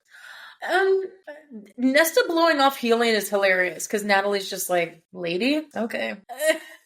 Not impressed at all. And then she's like, thank you for the compliment. How to make somebody's dick like revert back into themselves is how like that quote felt. How to make a dick shrink. Yeah, it receded, I think. Also, Cassian, dude, the line where, Feyre's like, are you getting jealous? And then John's like, me? Jealous of Helian? Yes. And also, but at the same time, it's like, I know that I've got Nesta. She's clearly not interested in him. He's like, Helian, whatever. Like, I loved the attitude. Like, it's so not necessary and so, like, exposing you. Also so funny. Yeah. And then, obviously, in the scene, Azrael getting angry. Ooh, that was... You probably would find that hot, but I was a little intimidated. I was like, oh, he's getting really aggressive. Emotions for my Shadow Boy? Yeah, he's showing emotions all right, but they're unhappy. Yeah. I don't know. Depends. Because I don't like hearing people unhappy. Yeah. I mean, he seems mad, so I don't know. But also, I find Cassian aggressive in moments when he's mad hot, so I don't know how you would feel. When he's mad hot. Yeah. Hot and mad. So, okay, obviously, this is where I have most of my notes, is the sex scene. But I will say, right at the top of the sex scene, I thought what was so girly, this is what I was saying about her switch in tone, is like, she was excited. You could hear it. She's like, enter. Kind of like, is it you? I hope it's... I feel like she was like crossing her fingers under the fucking blanket. Like, I hope it's you. It's like, has he finally sought me out? I mean, who else would it be, really? But yeah, it could have been Azrael. I don't know, but he wouldn't be coming in the middle of the night. And then, so when Nesta asks the questions, that's where she sounds... That's what I meant by girly. It was so sweet, and I don't even know how to like articulate it into words without you listening to it. She's like, so why haven't you... I could imagine her like picking at some like imaginary lint. Like, why haven't you sought me out? This very girly sense of like pouty? Of not... I don't want to say pouty because that's annoying to me, but I will say like this definite insecurity of like, well, I just maybe don't think you enjoyed it as much as I did. And then that immediately gets remedied. Yes. After But it's like, you can feel that in the voice very hard. God, the shift from boy to male, God, it's like the BTS thing. It's like the duality shift that like gets me every time. He's immediately like, you don't think I enjoyed myself? Like very boyish. And then immediately goes in and just like, show me. Show me. And I'm like, yeah, I get it. It has been a hot minute, and I literally said in my notes too, I needed to turn on the fucking fan. I know I said that already, but I need to remind you guys again. Listening to that graphic novel, you will need a fan on you. It was hard. Quite hard. It's been a hot minute. I haven't listened to this again. And bro, I have to take off my glasses. John at Do It Harder got me. I fucking squeaked out loud. You didn't hear it because you had your headphones on, but I squeaked. I was like, it was the emotions of him, just the breathlessness of do it harder. It's like, okay. And then he's like, please. I'm like, dear fucking God, I needed a minute. Dear fucking John, oh my God, what the heck? No Dear John letter. I am not letting that man go. Also, the have at me, bro. Natalie, dude, I mean, I know I don't bring it up as much. I'm sorry, straight, but Natalie, like, have at me was such like a sexy power move. Like, I feel like that'd get you. Like, that was wild. I was like, damn. If I was in the women, I think that would get me, bro. I was like, I can say objectively when it seems like a woman is saying something, for sure. But it had no effect on me. Interesting. I'm sorry. Interesting. What? You want to hear this? Interesting. Also, dude, and then the big moan, I was like, God damn. Because he, like, licks her right there. And then she, like, dude, it's like a scream, bro. A mix between a moan and a scream. I was like, oh my God. And then he just says, fuck. I'm like, got it. Got it. Perfectly conveyed. Colleen does such a good job of, like, the line where he's like, I don't even remember what my fucking name is. Like, she sounded so much like a guy in that. He's just like, just trying to remember what my fucking name is, bro. I can't even. And here are the lines. The lines that everybody brings up and the fucking ones that people have asked would never have asked John to say this. Because, first of all, no, I have respect. Second of all, I could not have him say that on camera and me not freak out. You were already freaking out just by him being there. So, and already what he was saying. So, hell no. Maybe on a cameo. Maybe I would ask him to do a cameo, but hell no. Also, do you, like, see what you do to me when I look at you every fucking day? He is breathless there. He's like, you see what you do to me every fucking day? And then he's like, dude, the depths of which his voice just went, get on your hands and knees. I'm like, why are you doing that? I don't know, like... So for the audience, she's just like having her hands out. Just, are you gripping some hips? No, I'm not gripping hips. I'm just like, I was saying the depth of which his voice went, and then I just kept my hands there. And then he literally put your hands on the headboard, and then hold on tight. I'm like, yes, sir. Also, pretty music. What the fuck? This shouldn't be having pretty music to it. I mean, it's the romance that you were talking about. I know. It didn't take me out of the scene, but I was definitely like, why is there pretty music at the end when he said, hold on tight, head on the headboard, blah, blah. The emotions, I cannot handle them. Anyway, moving on, because I'm going to literally die if I think about it anymore. Then we get to the end chapter, which is chapter 42, obviously. And then just the shift from this beautiful sex music to damn this tense void. It's like Cassian got called in. Blades are on the sound of the blades was this very like cool void sound. Also the what that you were talking about, where Cassian just went, what? It was funny. There was a comic aspect. He was just like, what? Like, come on, are we still going on with this thing, guys? That's crazy. Also, the when Asriel does talk back to Amryn in that scene where he's saying that Nesta should be chose, he yells at her. Ooh. And that's that's the sexy yell. He's just like, no, she should, he's standing up for her too, as a friend. And then we get this like immediate shift of like sad boy Rhysand, and I couldn't take it. Oh, I hate hearing Anthony Palmini sad. Yeah, because he was like, it was. I mean, I can't even go into depths about like that whole monologue he had, but when he was just like, how the fucking nightmares are like not of the past but of the future. It was raw. It was hard. I almost teared up. It was pretty. Rhysand. And then there was like this sad music and this ticking clock in the background. Running out of time. Yes, exactly. And then I don't know why I put it like this, but like when Cassian tries to shift the conversation to use the, the sheaths, Azrael's like that snitch kid that's like, well, Amren told us not to. Since when did you follow the rules? You were literally just trying not to follow the rules. I know, because he literally was, what was so funny is that he sounded just like a kid when he said it, where he's just like, well, Amren told us not to. And then Cassian's looking at him like, you're going to do what she says? Since when did you listen to Amren? Oh my god. Well, then Reese is like, this is a bad idea, while still doing it. I did highlight in the text when Azrael was like, well, I'd still be careful. Like, I highlighted that because Azrael's like standing a very careful distance away. Oh yeah, he's the one that would go and tell the others what happened to the other two, but he would run away. Or get out of Dodge, let's say. Yeah. He'd be the smart one to get out of Dodge. Just leave Reese and Cassian there. Hell yeah. And then, yeah, of course there was like this badass music at the swords getting on the sheath. You could hear the magic of the hovering, but then this like music, this new thing coming up that very much fit. And then Amren's crow laugh came back when she was just like, ha! Her caw. You guys couldn't leave it alone, could you? Idiots. You idiots. So what does it look like? Also, the very uneasiness music and the madness from Rhysand was kind of chilling. Because he gets really upset. Like, when there's like the power is rumbling in the background. Like, he's mad. He's like, I am not interested. I don't want to be High King. And he's just like, if you think Feyre's gonna be the High Queen. And it's like, through that whole exchange with him and Amren at the end of the chapter, like, she's just continues bringing stuff up. And then he's continuously denying it. And then, like, you could just hear this giving up of like, you're dismissed without saying it. Yeah. And then her dig at the end was really like, hits it home where the music ended, where she's just like, if you don't, the cauldron only, there's something about the cauldron's benevolence and that it would only grant him this for so long. It was the way she said it and the way it went with the music. And it was like, all right, chilling. What a way to end. Yeah. So there was a lot more lore this time. Obviously there was sex involved, but it was very much, the girls getting to know each other and doing more training, and then like all this new lore dump that we all got. So yes, go back and listen to those episodes of the mini episode, because we talk about that a lot more in depth.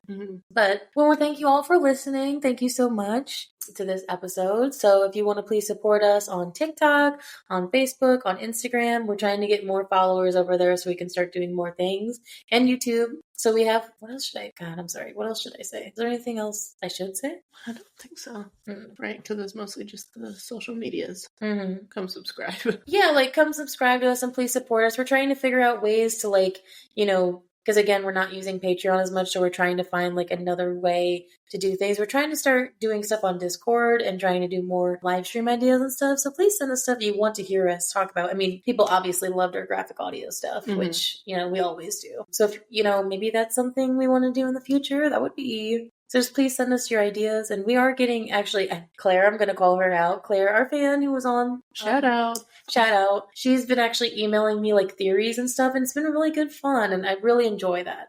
So if you do want to if you feel compelled to do so, go to our email address and just send us your theories or whatever. Yeah. And, send us our memes, be more a little active in the Discord. And, let's just have a great time. I'm really glad we hit 2,200 listens. And it's so crazy. Keep getting listens all the time. So yes, we have so much to offer. We have so much coming up and so much to share. So we're really excited about that. So we'll see you guys all in the next episode.